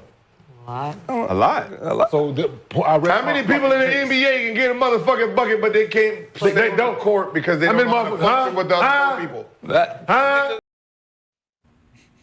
So, ladies and gentlemen, as you can see, when Kenyon Martin posed that question about standing in the corner and doing a backdoor cut, the only two people who didn't understand what he was talking about and completely was flabbergasted were the two Zesty Jeffries, Mr. Rashard McZesty and Nick Young, because all they do is play one-on-one basketball. That's why their careers didn't last that long. They couldn't play the game of basketball like the way Gilbert Arenas and Kenyon Martin is saying, where you have to play 5-on-5. You have to know how to play the game. This idea of one-on-one basketball makes you the better player is completely baffling to me. I don't know where it comes from. Well, I know where it comes from. Zesty Jeffries, because that's what Michael Jordan did. That's why they always tell you no one ever outscored or outplayed Michael Jordan. They think basketball is a one-on-one game. That's not how you play the basketball. And Brandon, who's played basketball at the highest level in college as well, can tell you this. Brandon, what is better, being a one-on-one player or being a basketball player? To play 5-on-5, you got to be a basketball player. There's a lot of everyone's a one-on-one player, but even the best one-on-one player gets less minute than someone who just knows their like role on the court, anyways. So Nick Young did play 12 years in the league, and he was productive. But Rashad McCants, I don't know what's wrong. I think he just be saying shit just to say it. I don't think he knows what the hell he's talking about half the time. He's just a hater, but. No, this idea that is not a Zesty Jeffrey. They just don't agree with what he's saying. He's a Zesty Jeffrey. His name is Rashad. He think Kobe better than Jordan. He think LeBron is the GOAT. I mean, he never said. I don't know why. Just because why you call it Nick Young a Zesty Jeffrey anyway? Who, Nick Young? Yeah, because I've never heard Nick Young talk great about LeBron like that. Never. He always talks great about LeBron. Yeah, he does all the time. Yes, he does, Johnny. He does a lot. He does a lot. I've never heard. He actually, to be honest with you, Johnny, he don't have Jordan as the GOAT. Like he don't rate. He actually thinks Kobe and LeBron are better. Yeah, he does. Being a Zesty Jeffrey doesn't mean you have LeBron James as the GOAT. It's believing the Zesty Jeffrey lies. Like Nick Young was. No, that's not Nick Young though. Yeah, Nick Young was one-on-one player. Nick Young was just arguing about once you give me the ball, can I shoot? He forgets that. How are you going to get the ball? Have you seen him play before? He don't pass the ball. He don't pass the ball. That's why. That's my point. No matter how great you are as a one-on-one player, like these guys were saying, you don't know how to play the game of basketball. If we put you on a 5-on-5 settings, you're not going to make smart decisions. You're not going to be able to do it. None of that's going to matter. None of that's going to matter. None of that's going to ever matter when you're playing 5-on-5, when there's 4 other guys or 9 other guys on the basketball court. So Nick Young can say whatever he wants to, and they can say that one-on-one basketball makes you better all of a sudden, when in reality, ain't nobody stopping no big man. Once the big man gets the ball, how are you going to stop him? Michael Jordan's not beating nobody in one-on-one that's bigger than him. Simple and plain. And we just heard Ron Harper talk about, I used to give you the business. They want to bring up Dwayne Wade and Michael Beasley. I guarantee you Dwayne Wade and Michael Beasley is more skilled and better basketball players than damn Ron Harper. Now, Ron Harper was Kobe was losing to John Sally. I don't want to do enough research. I know enough research to know that Michael Beasley and Dwayne Wade are better at the game of basketball than Ron Harper. Michael Beasley is not a better basketball player. He's not a better basketball player than Ron Harper. I'm sorry. Ron Harper would have annihilated Beasley. Michael Beasley is the one-to-one player you talking about. Yeah. Michael Beasley is a one-to-one player. That's exactly what Michael Beasley is. It's the reason why Michael Beasley is the reason why he was on the end of the bench. It was a reason why Michael Beasley was on the end of the bench. While y'all talking, y'all know. Yeah, but they just talking about. They only talking about one-on-one, Erm. They not talking about. It doesn't matter about. It's no such thing as one-on-one in fucking basketball. That's the point. That's the way I'm just explaining to you. I guarantee you, Michael Beasley's not losing one-on-one to Ron Harper. Michael Beasley, that's dumb as hell. Because he's not losing one-on-one. He's a one-on-one specialist. He's not going to lose one-on-one to Ron Harper. How you going to jump in the conversation and then talking about what we're talking about? Exactly. We're talking about one-on-one. Another what's the point? I mean, y'all the one said Michael Beasley is a better basketball player than Ron. No, they said one-on-one, bro. That's it. No one-on-one on the basketball court, so how in the hell you can say oh my God, bro. That's exactly why we're telling you one-on-one don't matter. That's what we're trying to explain to you. I literally arguing the same logic. I mean, it don't make any sense, dude. Herman is going to come in and argue it. Herm for no reason at all. Matter of fact, he mixing up two different things, Let me bro. do what I was supposed to be doing. Hold on. Let me go ahead and do what I'm supposed to be doing. Let's let Peter get his chance to speak here. Shout out to you, Peter. We appreciate. Hey, what's up, bro? Give me a second here. Let me go ahead and do this thing correctly for y'all, because I'm not finna sit here and argue with you fools today. We're not finna go through this today. We're gonna have a good show today. Shout out to everybody who's support what we're doing here. Why this is not coming up now? Oh, here we. No, wait a minute. Oh man, it was supposed to show up. Where is it? Oh, there it is. Here we go. Bam. Here we go. Go ahead, Peter. Thank you for joining us. Hey, ain't no pressure, man. How you didn't convert to a Dolphin fan, but you a Heat fan? What happened there? Oh, Dan Marino. Dan Marino was the problem. You ain't like Dan Marino? I fell in love with Joe Montana and Jerry Rice. Oh, okay, that what it is. Okay, Dan Marino still got the GOAT quarterback season though. You remember 1989? The Super Bowl was down here in Miami, Joe Robbie Stadium. At that time, it was Joe Robbie Stadium, and it was Jerry Rice and Joe Montana versus the Bengals. That from there on out, I became a. It was over with. It was a wrap. It was a wrap. From there I'm gonna give you a pass. Anyway, what I wanted to add to the conversation, insofar as offense, I was wondering, is there a stat that measures time of possession for individual players, not usage rate? Because usage rate is just an accumulation of like box score stats. But the reason why I bring that up is to say, I've been watching a lot of Jordan games recently, and the thing that impressed me more than anything about him is how intuitive and decisive he was with the basketball. So when they say he a chucker, the efficiency thing kind of discards that, the whole chucker thing. Just putting up a bunch of shots don't make you a chucker. It's the fact is them bitches going in or not. That's the main thing. But the other part of it is, how long is it taking you to get these shots up? I'm watching Jordan. Most of the times, dude come off a pin down. He coming off that pin down, pull, bah, like ski shooting, pull, bah. Or he coming on a break or something. He might be on a baseline. They pass it to him. That bitch instantly going up. Or it's one fake, it's one pump with a one dribble, it's going up. So what that allows you to do as an offensive player is for you to still score your 30 plus, but it's not disrupting people's rhythm. That's the hardest thing to do as a volume scorer, in my opinion, right? To score 30 plus, and Steph, I'd put him up there insofar as not needing to have the ball and run a ball screen and then back it out and then run another ball screen and then try to isolate on a big. Now it's 5 seconds left on the shot clock. Now you kicking it to somebody who ain't touched the ball the whole game. They ain't got no rhythm, and you feel me? So to me, that's the biggest separation between a Jordan and a LeBron offensively. Like, that's why LeBron needs all NBA level talent in terms of scoring to win at the highest level. Jordan ain't need that. You can't do that. That's not. LeBron had less All NBA help. What are you talking about? No, I said he got high level. He said scoring. Yeah, All NBA scoring. So that means your scoring should have made you an All NBA player. LeBron James doesn't have that. The players that he was playing with, whatever they were scoring was not All NBA level scoring for their era. So you can't go there. You can't use that. Kyrie Irving's 23 points per game never led to being All NBA player. Anthony Davis made the All NBA team 2 times out of the 5 years he played with LeBron James. That means his scoring was not All NBA scoring for 3 out of the 5 years. That's silly. Chris Bosh's scoring did not lead to All NBA teams.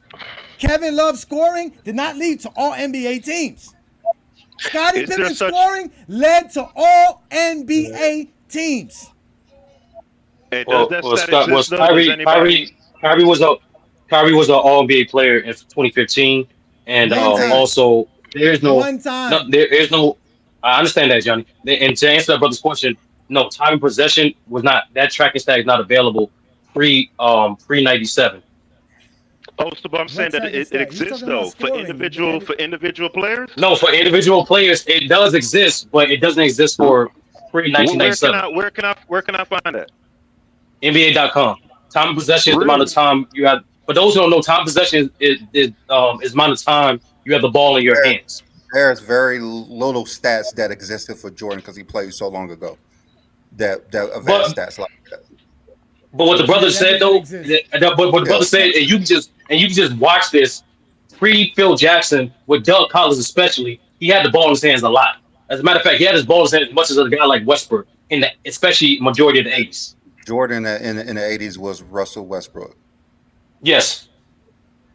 Just way more efficient. Hey, y'all talk crazy, man. Y'all forgetting the man had 4 seasons in the 80s where he shot 54% over like a 4-season period, 54%. Comparing him to somebody like a Kobe or Westbrook is extremely disrespectful, bro. No, we're talking about play style. We're talking about play style. We're not talking about efficiency. Hold on. Okay. So I got a question. Why is it disrespectful to compare Jordan to Kobe? Because he's leaps and bounds more efficient than Kobe. Leaps and bounds. Like I just explained to you, Jordan has 4 seasons in the 80s when he was playing that, quote unquote chucker style. But he wasn't winning. No. But that's a separate discussion. We're evaluating. You asked me a question. Why do I hold Jordan in such high regard more than Kobe, right? And the separation is the efficiency. Whether the team won or not, that's a separate discussion.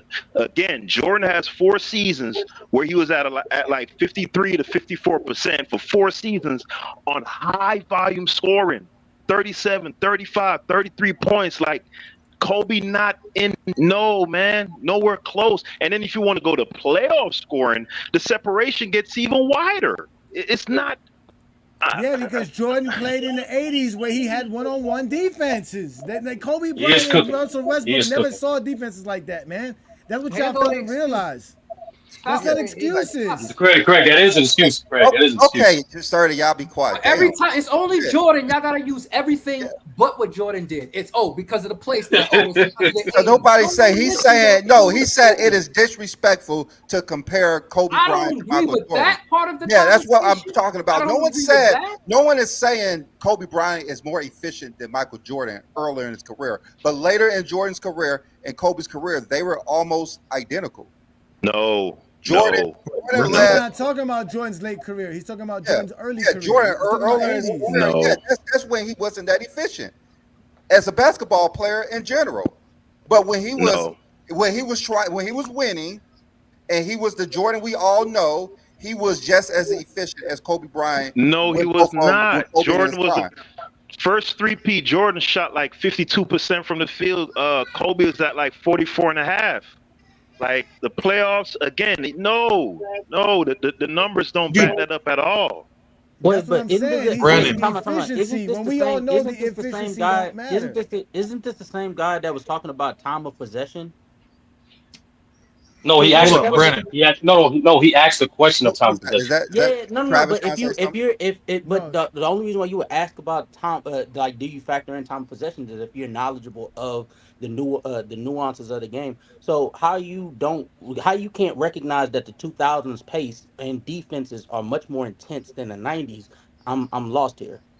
No. Listen, I'm fully aware because prior to the 04-05 offseason, there was no freedom of movement rules. So, and on top of that, it was no illegal defense. So the combination of those two things made the late 90s and the early 2000s one of the slowest pace, most physical. I get it. Even with all that factored in, and the case study that I used to kind of offset that argument is what Dwayne Wade was able to do in 04-05. And even in 05-06, when they opened the game up, Kobe still shot only 45% to average that 35 that he averaged. You feel me? So my argument, if Wade could do what he did in 04-05, particularly in the playoffs against the same Pistons team that pretty much completely shut down Kobe, I have no doubt in my mind a player with the similar quickness and explosiveness in a Jordan, but with a much better catch and shoot game, much better overall shooting game than a Wade, would be at least he would be more successful than Wade. Kobe. Sturdy, you can correct me on D Wade's true shooting, but if I'm correct, Kobe was damn near +4 true shooting while also averaging 35. Kobe's and Wade true shooting is about the same. for saying All that. right. So if their efficiency is the same, if he's able to maintain similar efficiency as D Wade while also giving you much higher production, what are we talking about here? No. I wasn't comparing Wade and Hold Kobe. on. Go ahead, Brandon. Go ahead, Brandon. All right, Peter. So when was Jordan at his best shooting the ball? Was it earlier in his career or later in his career where he was just I'd the best? say about season 6. Personally, I'd say starting with 87, 88 season just by watching the game. But 89, 90 for sure. So from 89, 90 to 92, 93.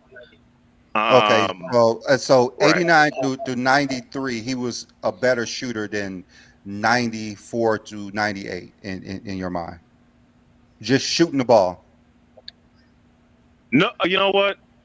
I'm glad he said, let me revise that. Because I was thinking about his prime. My bad. Just purely the shooting. Yeah, just shooting. I'd Like which thing? I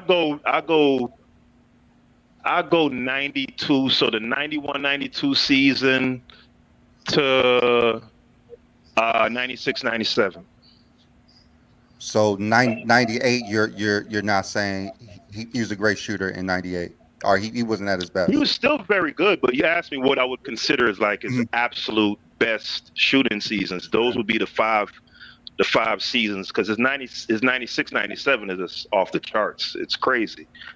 And the other years, of course, I'm extrapolating because those stats weren't tracked. We do have shot charts from Real GM. Like in 92, they had 55 games regular season, 22 games playoffs.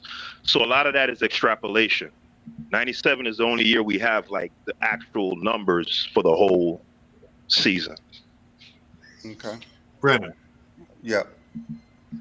Really fast, just because I'm gonna give or take that I gotta go. So just to kind of piggyback off of that really fast, so I don't think he was meant as like a disrespect to compare Jordan and Kobe in general.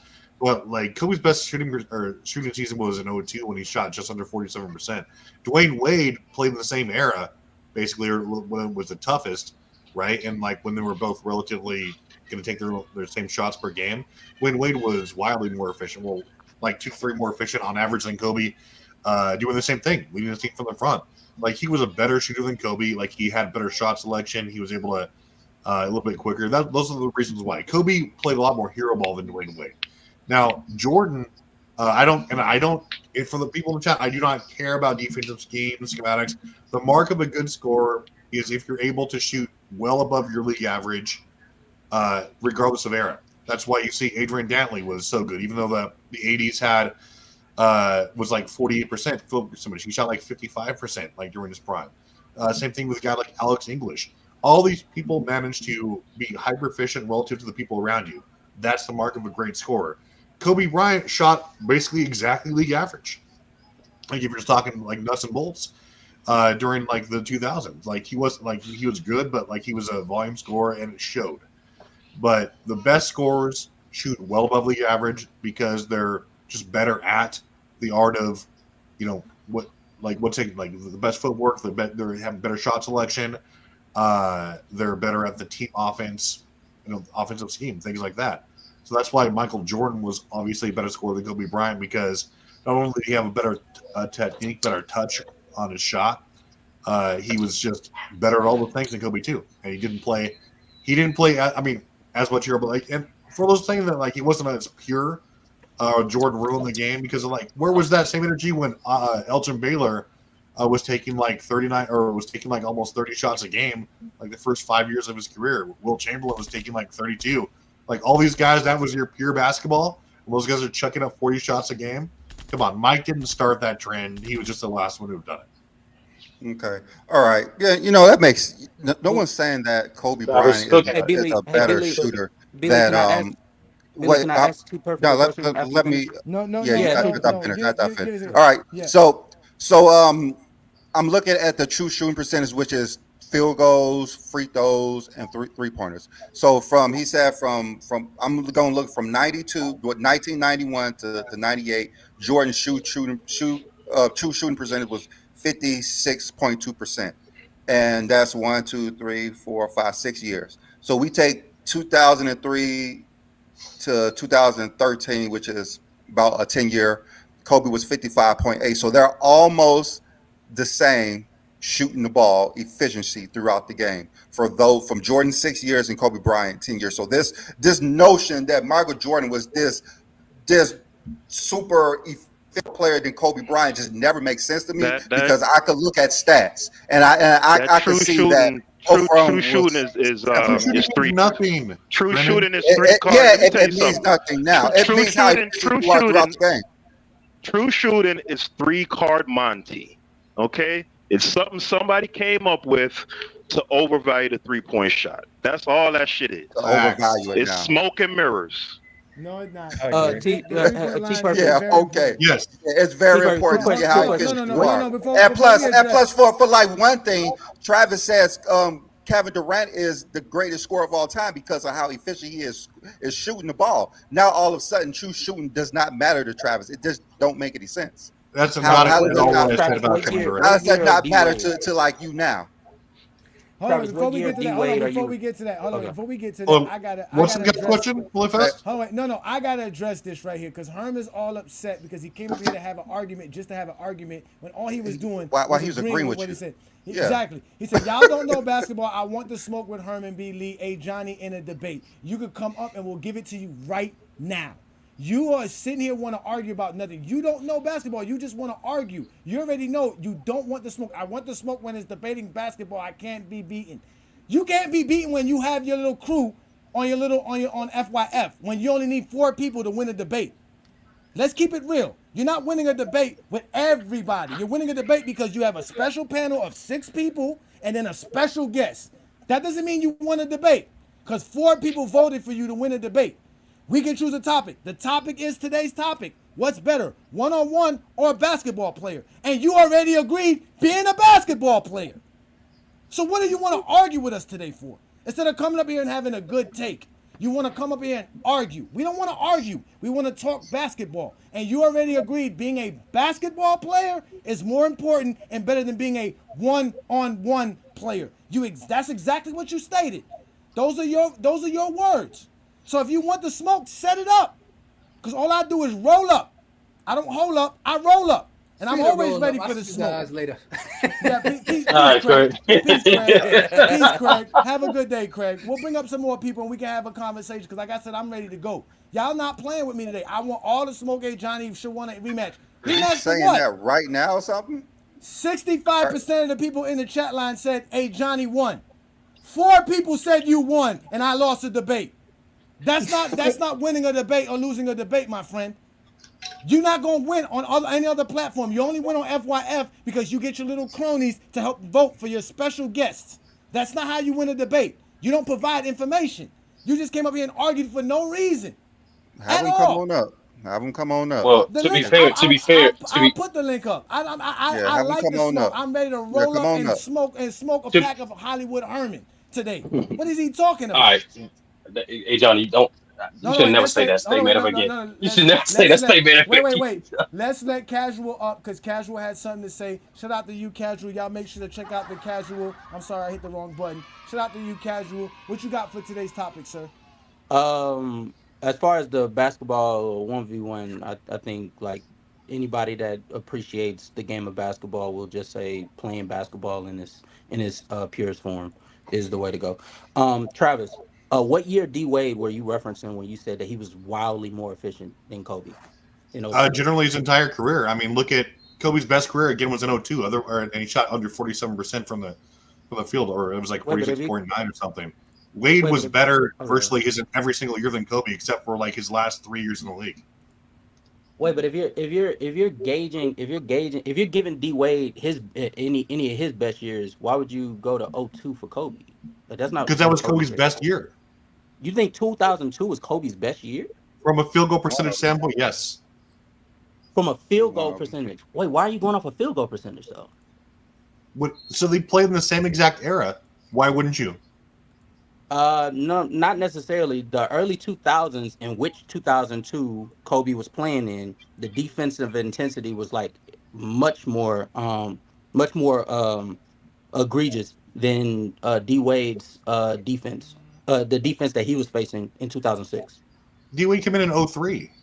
Huh? Yeah, they D Wade came in the league in 03. Do you want 03, 04? They didn't come in at the same time, but like, you want 03, That's 04 what he's D-Wade? That's not his talking best about. ranking, though. 2002, So it was like the 03. lowest scoring league up until, or like in history up until what, like 2010, where it started to increase. Say it again. 2007. So it started to increase. The points per game went up like slightly, or they started to crescendo. It was like 05. It was like 05. It was like 05, 06, 07. It was like in between those seasons. Okay, so it was 07. D-Wade came into the lowest scoring league in like just the same time where it was Kobe. It may have been from like 96 on, but Kobe wasn't starting his first couple of years. Like his shots per game didn't stabilize until what, like 2001, where he was like a bona fide second fiddle to Shaq. Yeah, 01. So I mean, like you can talk about true shooting percentage, but Wade was taking just as many threes as Kobe. They're on similar percentage. Did he take No. Kobe for their careers Kobe almost the same. Kobe shot a lot more No. threes. I agree with you. I agree with you, B-Lee. Their efficiency. They're almost identical. Yeah, they're about the same. Yeah, they're about the same. That's why, like when Travis said he was wildly more efficient than Kobe. It's Yeah, like, this thing about Kobe in that not era? being efficient is ridiculous. In that era, as a guard, and you're a guard, right? You're a that shooting guard era. just like Kobe. You're a shooting guard just like Kobe. You're taking the same amount of shots as him, and you're like 3 to 4% You're better. not taking the same amount of shots as Kobe, nor are you taking the What? same. Nor are you Amount saying of free taking the same. throws, Nor you. everything. Yeah, he was taking more free throws than Kobe, but you weren't taking. No, their field goal attempts were around the What are you talking same. about? Dwayne Wade's field goal percentage was the same. It's like 17 to 19 from like, was it 05 up until But those like but that's basically not the until same. LeBron joined the 17 to team? 9, 17. You saying 17 to 19 for D Wade and 17 to 19 for Kobe, or you saying 17 for D Wade and 19 for Kobe? No, I'm saying between 17 to 19 shots per game. That's what D Wade was averaging basically when he came into the league up until when LeBron joined. So for a solid 8 years, You said him and up until Kobe- LeBron came. Yeah, and then it Okay. leveled off until like 15, until like his career was ending. But Prime Wade was throwing up between 18 and 19 shots a game, just like Prime Kobe was. Kobe averaged a little bit more shots. Oh, go ahead. I'll let you finish. No, so I mean, their careers are very similar. That's why it's a good comparison. It wasn't like one player was doing something a lot more. They had like their shots per game were very comparable. So was their era. And again, Wade was just flat out the better shooter. Kobe shot a slightly better three ball than him. But other than that, Wade was again just a better overall scorer from an efficiency. The free throws boost Kobe a lot too, yeah. because Free throws, because Kobe was getting in the line. Kobe was making more free throws, a better 3-point percentage. Like Kobe Bryant was efficient on the floor. Yeah, like like I understand like D Wade taking 17 to 19 shots similar, it can be viewed as similar to Kobe on face value, but when you take into account the shots that they were taking, where they were taking those shots, the quality of production that was coming within those shots, no, it's Kobe, especially when you take into quality account of production. What do you mean? Especially when you take into account, especially when you taking more shots than Wade. He was definitely taking more shots than Wade. I don't know where this notion that Wade was taking. I think they balanced it out from 2008 to like 2013. It's sort of like his shot. Travis used his attempts before 2011. That's what he's saying. Travis using those attempts.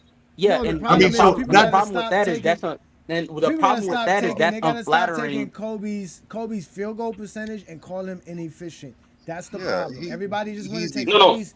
But Kobe's going off of field goal, that's what they're doing. Every time Field- you hear somebody talk about Kobe's efficiency not being good, they're going to bring up his field goal. And that's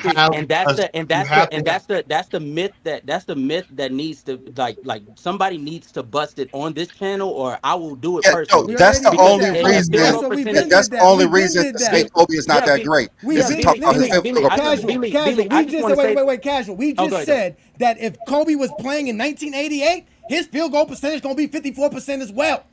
But Okay, they We don't know wanna that. accept that. They don't We wanna don't know accept that. We don't play Johnny. We don't know that. I'm putting through 2K. I'm putting through 2K, Johnny. Hold on. Give me a second. Hold on, 30. Hold on, 30. I just want to say this: field goal percentage is not accurate. Is not efficiency. It's accuracy.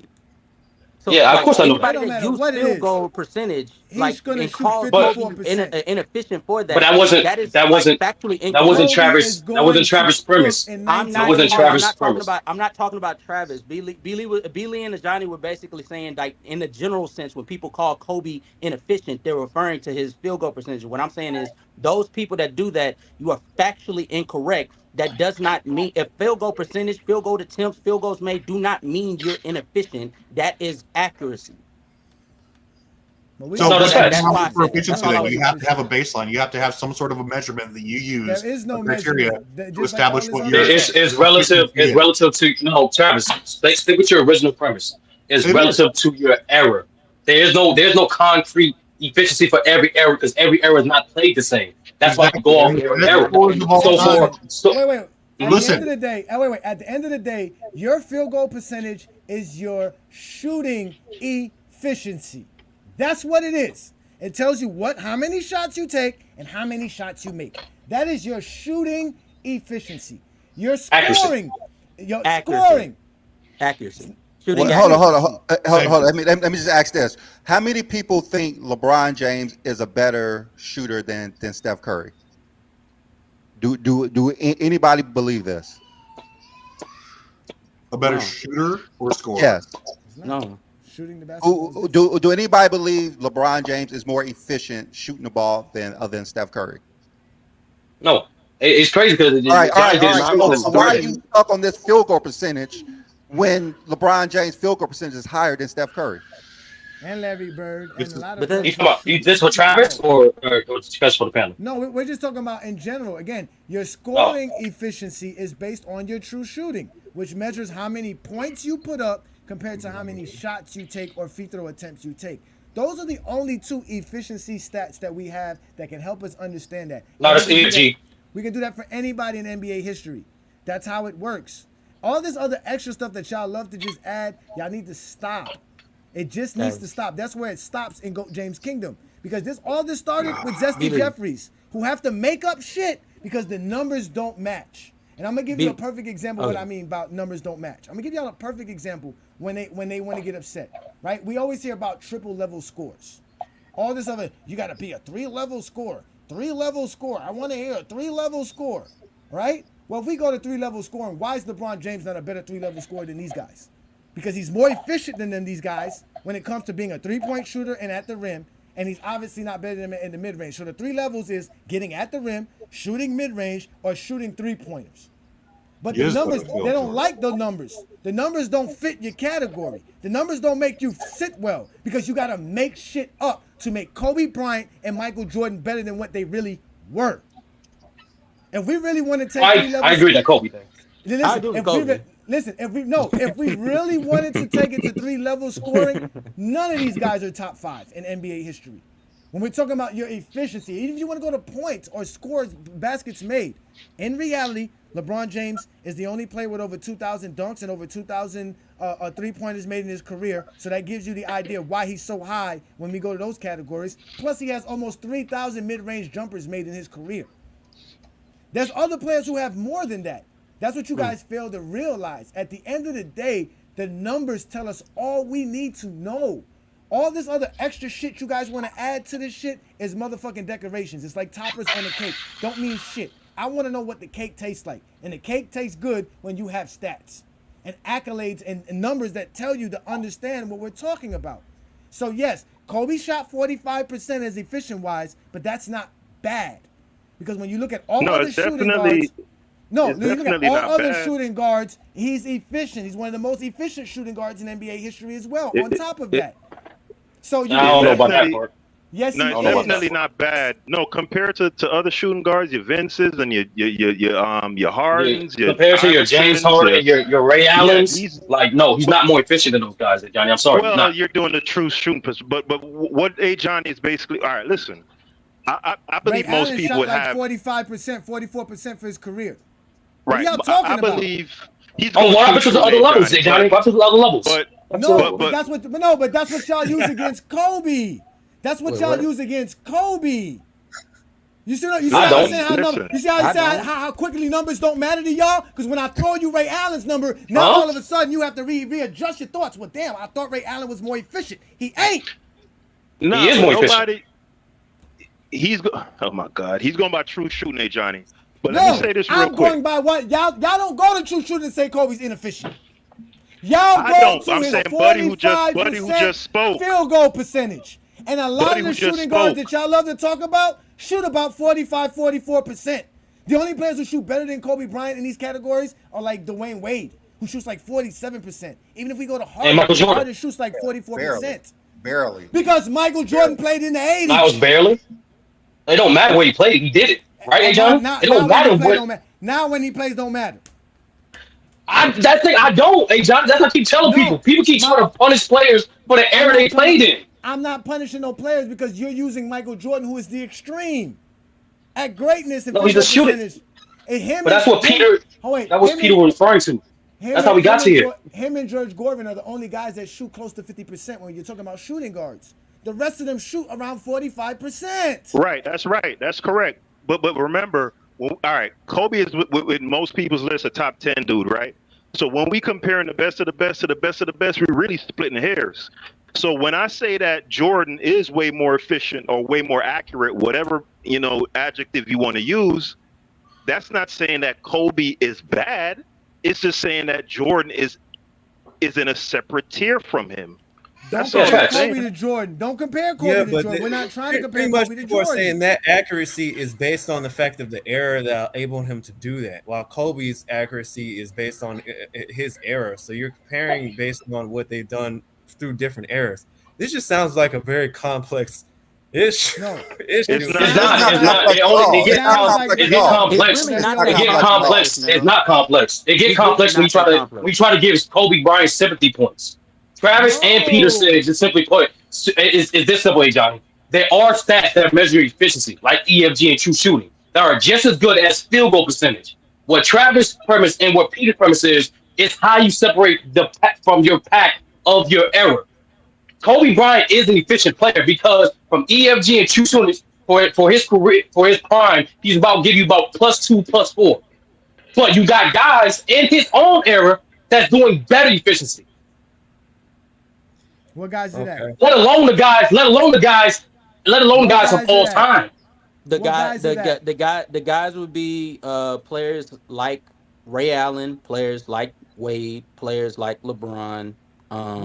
So you're telling me KG is like on par. No, you can't count Brown. We're talking about shooting guards. So Dwayne Wade.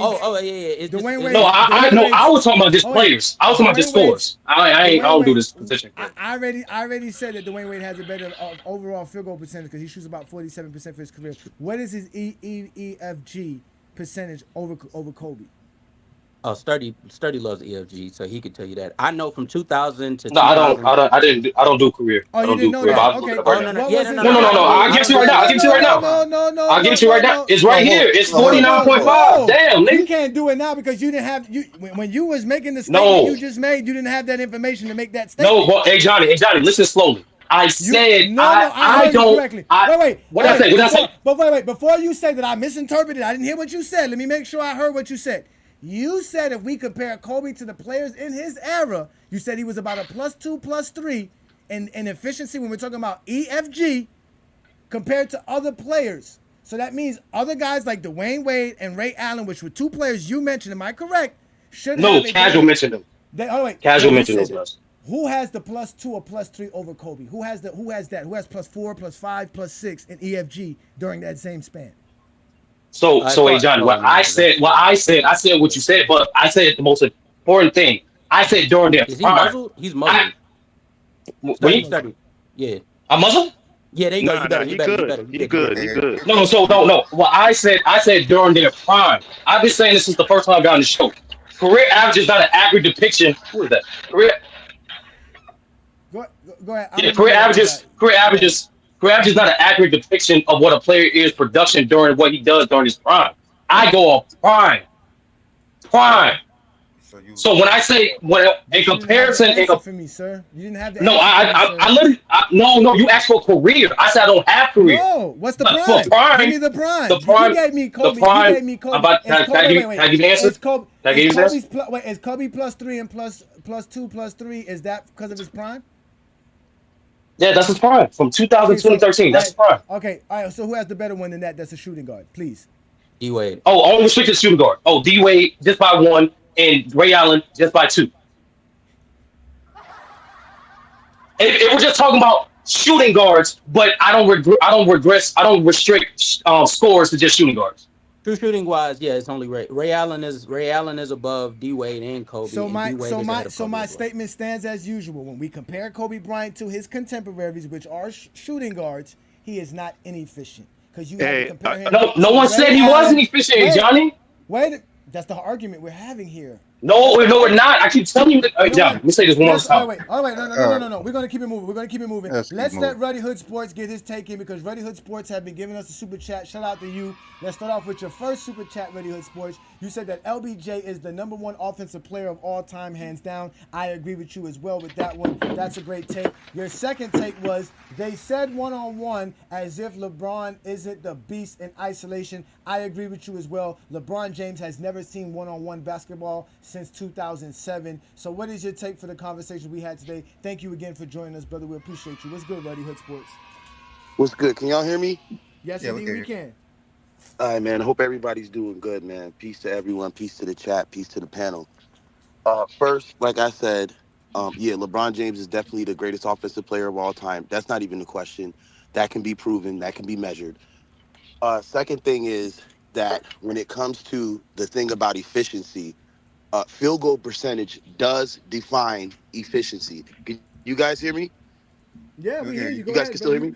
Yeah, so if you look at the definition of efficiency or efficient, it is achieving maximum productivity with minimum wasted effort or expense, right? So according to the very definition of efficiency, it can be defined by your field goal percentage. It is not just accuracy. That, for me, I got to push back on that. That's crazy.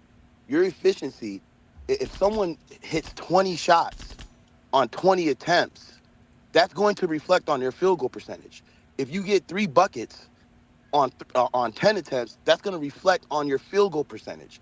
If you hit 7 out of 10, that will reflect on your field goal percentage. And obviously, 7 out of 10, right? Minimum effort, right? It takes more effort to score 20 points on 20 shots. That's a lot of effort. That's the type of effort that Jordan put up when he was taking all the shots. He was a high volume scorer. Look at someone like DeAndre Jordan, right? Low volume scorer. So we're not going to really consider him amongst the greats of scorers. But for the shots that he does take, he's very efficient because he shoots 67% from the field. You feel me? So anyone who wants to say that your field goal percentage is defining accuracy, I honestly believe that's a bunch of bullshit. But I honestly believe that your field goal percentage actually defines efficiency way more than it could ever define accuracy. But that's all I had to say. I had to chime in on that. And then the last thing too, and I just want to say this too, about the debate thing. You know, I'm subscribed to Herm's channel. He's cool to me.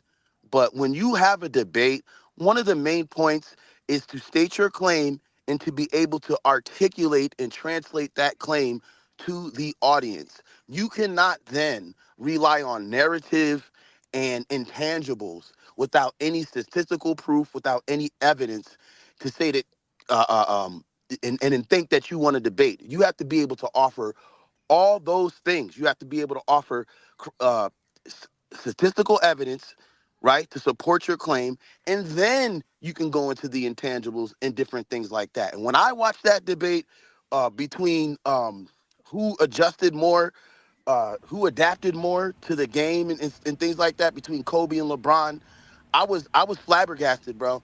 I couldn't believe that Herm actually got up there and was spitting a bunch of intangibles and a bunch of narratives, and Kobe had to adjust to Shaq, and he had to adjust it, and offered literally no evidence to support that claim. And this is why I'm the last man that somebody wants to debate, because I'm actually going to bring the evidence, and I'm actually going to bring the facts to support my claim. People need to remember that before they run into a debate. If you're not ready to do that, if you are not ready for that smoke, then you need to quit while you're behind. But that's all I had to say. All right, we're ready, Hood. I got Can I please questions for you. respond? After I Billy. have. After Hey, Billy. After Billy. Can I please respond? Because I was the one that started this. No, Cash, me oh, first, please. yeah, Let me whatever. respond. I want to respond. No, I'll make it quick. I'll make it quick. Y'all None of y'all quiet. get Damn. to response until I Brandon mean, gets a This chance. because he's Let talking Brandon about how he feels. I'm like, come bro, on, we man. talking about give factual it things. go ahead, Brandon. Go Yeah. ahead, Brandon. Please, All man. right. We about to get out of here. Everybody's I gonna get don't their even know last take, and we're gonna what get that's up out of here. about. All right, Ruddy Hood, you were saying that field goal percentage establishes efficiency. So, are you saying that someone like Shaq is more efficient than Steph Curry because Shaq's field goal percentage is higher?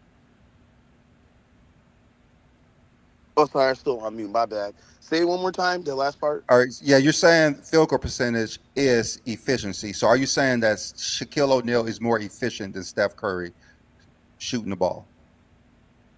Well, I what I'm saying is that efficiency, I mean, field goal percentage defines efficiency way more than accuracy. So if you were to say that field goal percentage means accurate, oh, because you're just accurate, no, that's bullshit to me. Okay. Field goal Okay. percentage defines efficiency. So I would say for me, I don't know, man. That's a hard one All right. Yeah. because Okay. So say for instance, This nigga Shaquille said it's that O'Neal. it's a hard one, B. Lee. It's a hard one. All right. It's a All hard right. one. All right. So y'all can be as mad as y'all come want. on, I'm still y'all. you can't prove me wrong. Let me ask. Okay. I'm about to prove you wrong. If All B. Lee right. don't prove you wrong, I promise you I will. Let So it be come casual, on, y'all. chill, Can y'all relax, casual and can straight, y'all relax. relax? Let Brandon get his Okay, take okay, in. All okay, right. okay. Please, I gentlemen, All got you. right. please. Say for instance, Shaq is 10 for 10, and he has 20 points, but he's 0 for 12 in free throws, and Steph Curry is, let's say, 5 for 10, but he's 12 for 12 in free throws, and he has more points, and you cannot handicap Steph Curry from scoring the ball. Who would be more efficient in that game, even though Shaq shot 100% with less points? Who would be more efficient? I'm gonna Yes, in that say game. I would probably go efficient. According to the definition, I'd probably have to go with Shaq if it's 100. If he shot 100%. Okay, so Shaq shot 100% with 20 points. Steph Curry is 5 for 10 and 3-pointers, plus 10 for 12 for 12 at the line with more points. You're still going to say Shaquille O'Neal is more efficient, even though he's handicapping the team because he cannot make a free throw. Because you're only using field goal percentage and efficiency. We encompass everything. No, I mean, I see. For me, if we're talking about I just went according to the definition of efficiency. So if Shaq was able to put up his maximum effort, right? Whatever points he got, 10, 20, 30 points, whatever he got with less effort, right, than Steph Curry did, even though Steph Curry had a much greater stat line, Yeah. then I would Both of them have to. shot the ball 10 times. Both of them shot the same amount of free throws. The same. So you're saying, ask the question one more time because I Okay. really want So to understand All your right. question. Okay. Shaq is 10 for 10 with 20 points, but he's 0 for 12 in free throw percentage because he's a bad free throw shooter. He missed all his free throws. Steph Curry is 5 for 10. He hit 5 threes. That's 15 points. Plus his 12 free throws. He made all of them. He has 27 points. But he's shooting 50% and Shaq is shooting 100%. Who is more efficient scoring the ball that game? Well, if you're talking about in totality, Yeah, that uh, game. yeah, in totality, I'll probably say Steph Curry. But if you're just talking about who was more efficient from the More field, and accurate. Who's more accurate from the field? It would be Shaq, right? yeah, like who? Well, if he's more efficient from the field, he wasn't efficient from the free throw line. But if we're talking about the grand scheme, in total, then I would have to give that to Steph Curry. I got one. Okay, who's more efficient? Stephen Curry, 4 out of 10, but scores 12 points, or Shaquille O'Neal, 5 out of 10, but scores 10 points. Who's more efficient? Say it one more time. Okay. Stephen Curry, 4 out of 10, scores 12 points. Shaquille O'Neal, 40%. Yeah, 5 out of 10, but scores 10 points. Who's more efficient? I'm going to say Shaq. Okay. Shaq is more accurate shooting field goal percentage. But Stephen Curry scored more points. That's all it is. That's all All it is. y'all, but everything that That's y'all all it saying, again, there's a stat that what y'all saying, y'all asking for scoring efficiency. If you go by the scoring efficiency, which is true shooting, Stephen Curry's true shooting would be 88% under those same circumstances. If you got 27 points. I use that example because technically Stephen Curry used less workload. He didn't work. They had the same workload. It's not the same work. Same amount of they had 16 possessions. You gotta understand. And you gotta understand, right? Wait. Hold on, wait. I'm not done. In 16 possessions, Stephen Curry gave you 27 points. Shaq gave you 20 points. By true shooting, Stephen Curry is over 22% higher than Shaq. Shaq's true shooting, which would still be good if he was 10 for 10 from the field and he was 0 for 12 from the free throw line, he would still give you about 65% in true shooting percentage, which is actually good. But Stephen Curry, who's going 5 for 10 from the field, but 12 or 12 from the free throw line and gives you 27 points, would eventually lead to a higher true shooting, which makes him a more efficient scorer than Shaq. But a more efficient shooter, no, because we don't count free throws in shooting. But we do count free throws when we talk about scoring. That's why stats are important to understand. So if you want to talk about efficiency, whether it's scoring or shooting, there's stats to tell us. So when the problem we have is no one says Kobe's not an efficient scorer. They say he's not an efficient shooter. So by that language, we have to go by field goal percentage. And that's the problem. You guys keep conflating scoring efficiency with shooting efficiency, which they're two separate stats to help us understand that. That's what you guys fail to realize. That's why the stats are very, very important and they're available to us. Let's stop ignoring them and start understanding them a little bit more. If we can do that, we would avoid a lot of these silly conversations, bro. It's not even content. It's not good content. It's not silly, Johnny. Like, because if he needs clarity, he needs clarity. And I like to break it down a simple exercise, right? Ruddy, we both go to the court. We both take 6 shots. You make 2 threes. I made 3 layups. Who's more efficient? I mean, we're basically equally this. According to the point that I brought up, we're pretty much the same. No. Yes. Oh, wait. No. Efficient where? Sturdy. Efficient what? Scoring wise or shooting wise? Scoring. Hey, John. No one. I never said shooting. No, that's why. No, Rudy. I'm trying to explain that to him, John. That's what I'm saying.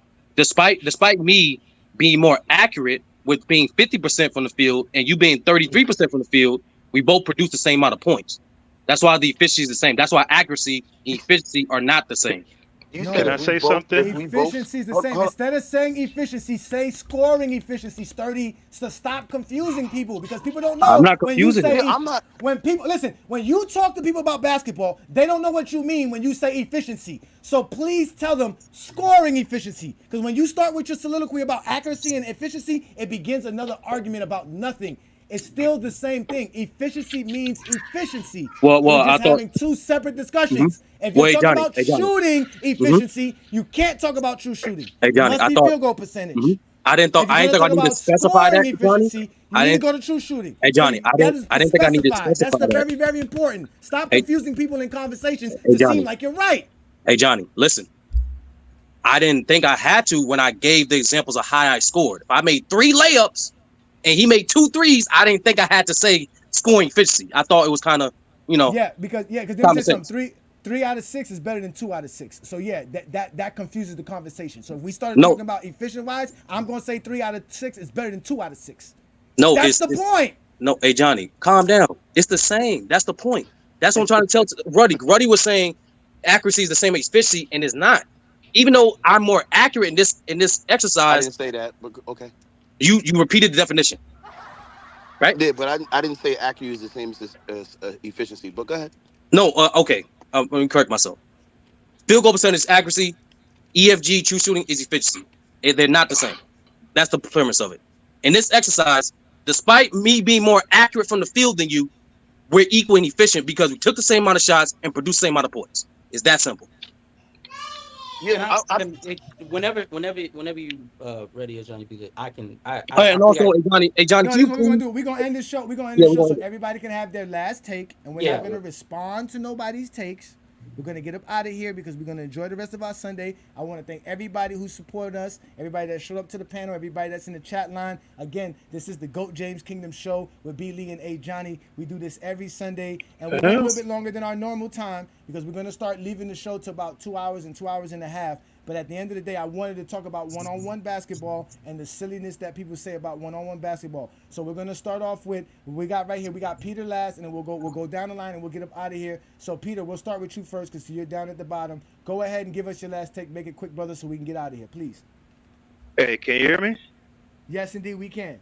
Yeah, I don't know why my screen's being weird. Anyway, I want to speak to the one-on-one thing real quick. Because you had brought up Jordan losing to Harper or whatever. The issue isn't losing. It's more so it shows, LeBron's unwillingness to compete. And that's one of the intangibles when people bring up certain intangibles and y'all dismiss them as narrative or whatever. I agree. Lead with the stats and all that objective stuff first, then kind of support your arguments with the narratives and the intangibles. I agree with that. People who just completely throw stats out the window, I don't rock with that. But from me being a 42-year-old dude and growing up in the era that I grew up in and the way we play ball and getting teeth knocked out and still coming back, there's something to that. There's something to mental toughness and wanting to compete. And if you don't want to play, like Jordan, for instance, him going in the three-point contest, that man know he couldn't shoot with the Mark Prices and all them people. And he knew it was a high chance that he was going to get embarrassed. But he's so much of a competitor, he's like, man, F that. I'm going out there. I'm going to do this. I don't care if I get embarrassed, right? Look at LeBron. A lot of people consider one of the greatest leapers of all time, particularly off 1 foot. Off 2 foot, he ain't really all that good. But off a 1 foot leap, he's one of them ones, right? This man never competed in the dunk contest, but was always hinting at it like a little sissy because he's scared to lose in front of everybody, right? Getting dunked on at his basketball camp and confiscating the tape, like that's weak, bruh. And then you top it off with linking up with the top 5, a top 3, and a top 15 player in their prime. It's just all of those things just point to this dude just ain't. He not built correctly from a mental standpoint. Like if I'm at the basketball park, bro, and my team lose to another team in a pickup game, and I'm on the sideline waiting to get another run in, and the team that beat me say, dog, you want to run? Nah, I don't want to run with y'all. I don't want to run with you. You just beat me. It's a mentality. It's a stubbornness. It's a stubbornness, bro. Like, nah, nigga, I take it to heart. LeBron ain't got that in him, man. He just not built right to me, bro. I respect him, what he's done, all of that. The 40K points, he's top 10 without a doubt. You can't take it away from him. But you somebody who just knows about Remember, LeBron, there's no interruption. About Jordan. It's the last take. It's the last take, bro. On my show, I can interrupt you. You gonna pull a rank like that? Come on, dog. That's weak, you bro. Talking nonsense for the last 3 goddamn minutes. That shit made you getting your feelings that much about another man. You just talking nonsense. You just talking nonsense. Bro. You just talking your boy nonsense. Weak, bro. He not your boy weak. He ain't just mentally move it weak, on. bro. Just move it on. No, I'm done.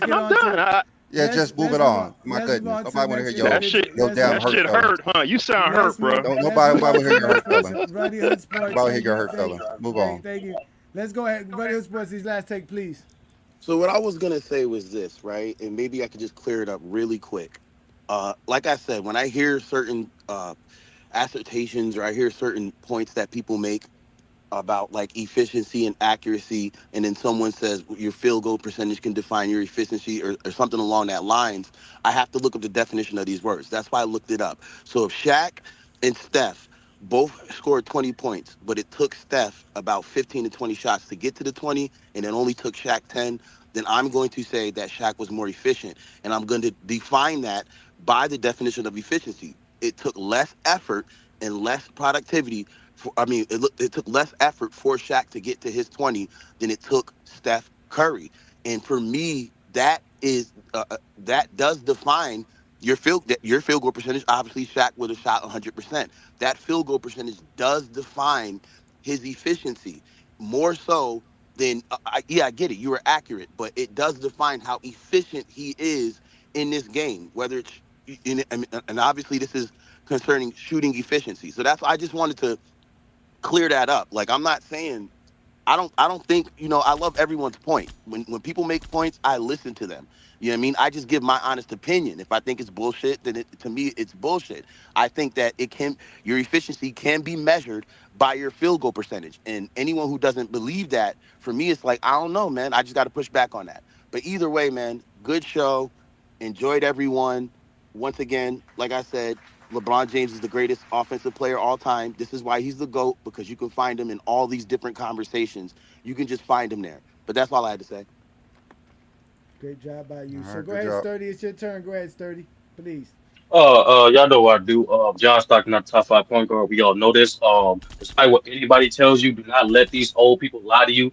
Jerry West is a point guard. I don't know where the hell this narrative started where he's a shooting guard. The man literally played 10, 11 years as a point guard. It's that simple. If one-on-one is that important, then Jordan can't be the GOAT because he lost to a math teacher. I don't. Well, we hear plenty of stories of LeBron, Kobe, alluding to other basketball players, other NBA players. I have never heard of Jordan or Kobe losing to a math teacher. And you can see that, and you go watch the whole game in a one-on-one competition. He lost. But does that mean Jordan can't be the GOAT? No, because we all know one-on-one is not basketball. It's a drill in basketball. For my football heads out there, that's like me saying, oh, because I'm the best person in Oklahoma drills, I'm the best defender in football. When we all know that is completely ridiculous. No, a drill, being good at one drill does not mean you're great at the sport. Let's use our thinking caps. Last thing too, hey Johnny, I don't know why you didn't clear this up earlier, but I'm gonna clear it up now. The debate you and Herm had, not only it was ChatGPT generated, but literally ChatGPT told you guys how to argue. So that's why Herm was speaking more on the narrative side, and a Johnny was speaking more from the stat side because they were told to argue that way.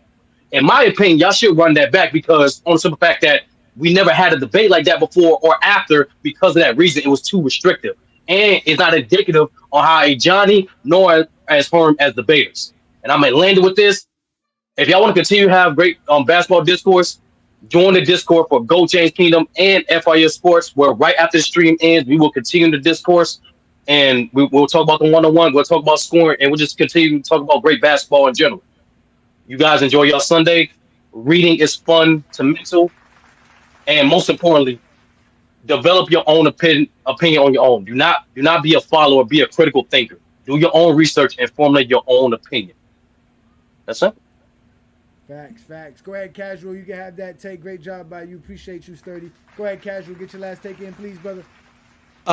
When it comes to what Ruddy was speaking about, yes, when it comes to efficiency, the ability to achieve and goal with like little effort, that is the definition of efficiency. However, when it comes to scoring efficiency, the problem with that is, let's start with the key word, scoring.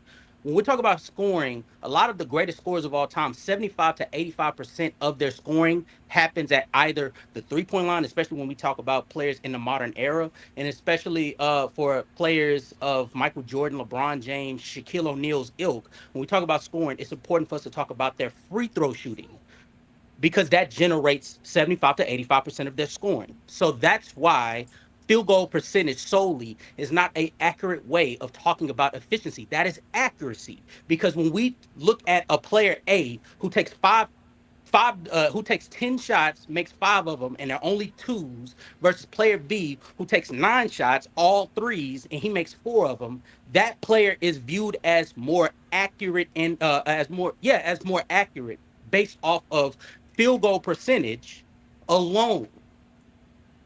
But when we take into free throw attempts, that's a whole nother story because that is a part of their scoring. So that's why when we get back to talking about Kobe Bryant versus player Dwayne Wade. Sure, did D Wade take the same amount of attempts as Kobe Bryant as a scorer? Sure. But when we take into the 3-point attempts, the 3-point makes, the free throw attempts, the free throw makes, that's why effective field goal percentage and true shooting percentage, along with understanding the era in which they were playing in its totality, that's why we come to the conclusion that we do. And I'll leave with this. Bro, and this isn't to you, B. Lee, or Johnny, or Sturdy. Bro, some of y'all that be talking about these stats, bro, y'all really don't know what y'all talking about. So either don't speak about it or get more informed about it before you come and speak about it. Because every time that I hear y'all talk on here and y'all argue with Johnny and B. Lee and Sturdy about these stats, y'all are leaving out rudimentary information involving that stat. Stop using them if you don't know what it means. I didn't say it. He said it. He said it. Ishmael, get your last take in, please, brother. First, I want to say congratulations to me for winning the first GJK Jeopardy game and on FYF by a landslide. Cause I'm sorry, y'all don't know basketball, and I know more than y'all. You're a Y'all cheater. fraud. I'm better. I'm just ain't no cheating. I came in there fair and square. But You, Michael Jordan, and B. Lee is the 80s media. No. Don't hate the player. Don't hate the Brandon player. is Hate a the stat game. keeper, Be a player, and you're Michael Jordan in 1988. That's what that is. I'm going down in history as the first winner because this was pretty fun. I'm gonna go down history, the first winner of the Jeopardy game on FYF and GJK. This was pretty fun. I gotta say that was really fun. Okay, my second thing is, ain't no question, I don't care. LeBron James, greatest offensive player of all time, with real life tangible stats. Number one, he's the only player in top 5 in scoring and top 5 in assists in regular season and playoffs. Stop playing with me. That's all I got to say. Facts. All right, well, listen, y'all. We're going to get up out of here. Brandon, got anything you want to say before we get up out of here, brother? No, I got much to say, but yeah, that Peter guy was pretty funny. He wanted to say something crazy at the end of the other show besides Sooner, because we would have roasted him. But it's cool. If he wants to come on next time, he could come on. And I guess he's in the comments talking about someone's in their feelings, where he was talking like a female about another grown man character. Like, I mean, that's just some weird shit. Yeah, dude, just like that's some female weird stuff. Yeah, that was weird as hell. That was weird as hell, because for you to say LeBron James is afraid to lose but make fun of him because he lost 6 finals is hilarious to me. If LeBron James was afraid to lose, he wouldn't make 10 NBA finals. Y'all want him to be a part of the slam dunk contest for what? What does it matter? If he would have lost, you would have said, "Oh, look, he lost the slam dunk contest. He can't even win a slam dunk." If he would have won, they would have said it was rigged. Exactly. You would have said, "Oh, he won and he didn't even really do nothing special. Did he jump from the free throw line?" It doesn't matter what LeBron James does. You guys always want to find a reason to hate on him. He doesn't have to be in the slam dunk contest to do anything. If I'm correct, Nate Robinson has 2 or 3 slam dunk contest championships. I think yes, 3 or 4. One of those things. When Harry Minor got 2 of them. No one cares about Harry Minor. Ain't nobody picking Harry Minor over Larry Bird. Exactly. When Jordan goes shoots the 3-point contest and he has the worst ever of anybody in NBA history, it's he just did it just to be it. He was just doing it for fun. No, he sucks at shooting the basketball. You don't want to admit that. He sucks. He went out there because he can brick, because nobody was watching it back then. But you want LeBron James to play in the slam dunk contest versus who? Vince Carter, Kobe, T-Mac? Jordan didn't have to deal. He was dealing with Dominique Wilkins doing the same damn dunk. The same dunk every one time hand, over two and hand. over again. One hand, two hand. Y'all not finna disrespect Nick. Y'all not finna That's disrespect Nick. what Dominic was doing. Y'all not finna do that. And then Jordan win ones only because it's in Chicago. Yeah, that's a fact. No, that's a fact. We know he was supposed to win one in Chicago as well. We know all of 1988 was rigged for Michael Jordan. But none of that has to do with basketball. None of that has to do with being the best player to touch a basketball, dribble up the court, and get his teammates involved and help his team win. Because as Castle Noble says, it doesn't matter the jersey, doesn't matter the franchise. Ain't no bad luck with GOAT James. He wins championships. He wins. That's what he does best. He wins. He won in high school. He won in professional level. He won international level. What are you going to talk about? The man has the best stats in NBA history. He has the most accolades in NBA history. He has the most records in NBA history. What are we talking about? Oh, we know what we're talking about. Accuracy or efficiency. I'm sorry, gentlemen. It's the same shit. Just instead of saying accuracy, just say shooting efficiency. Just say who's more efficient shooting. Who's more efficient scoring. That's it.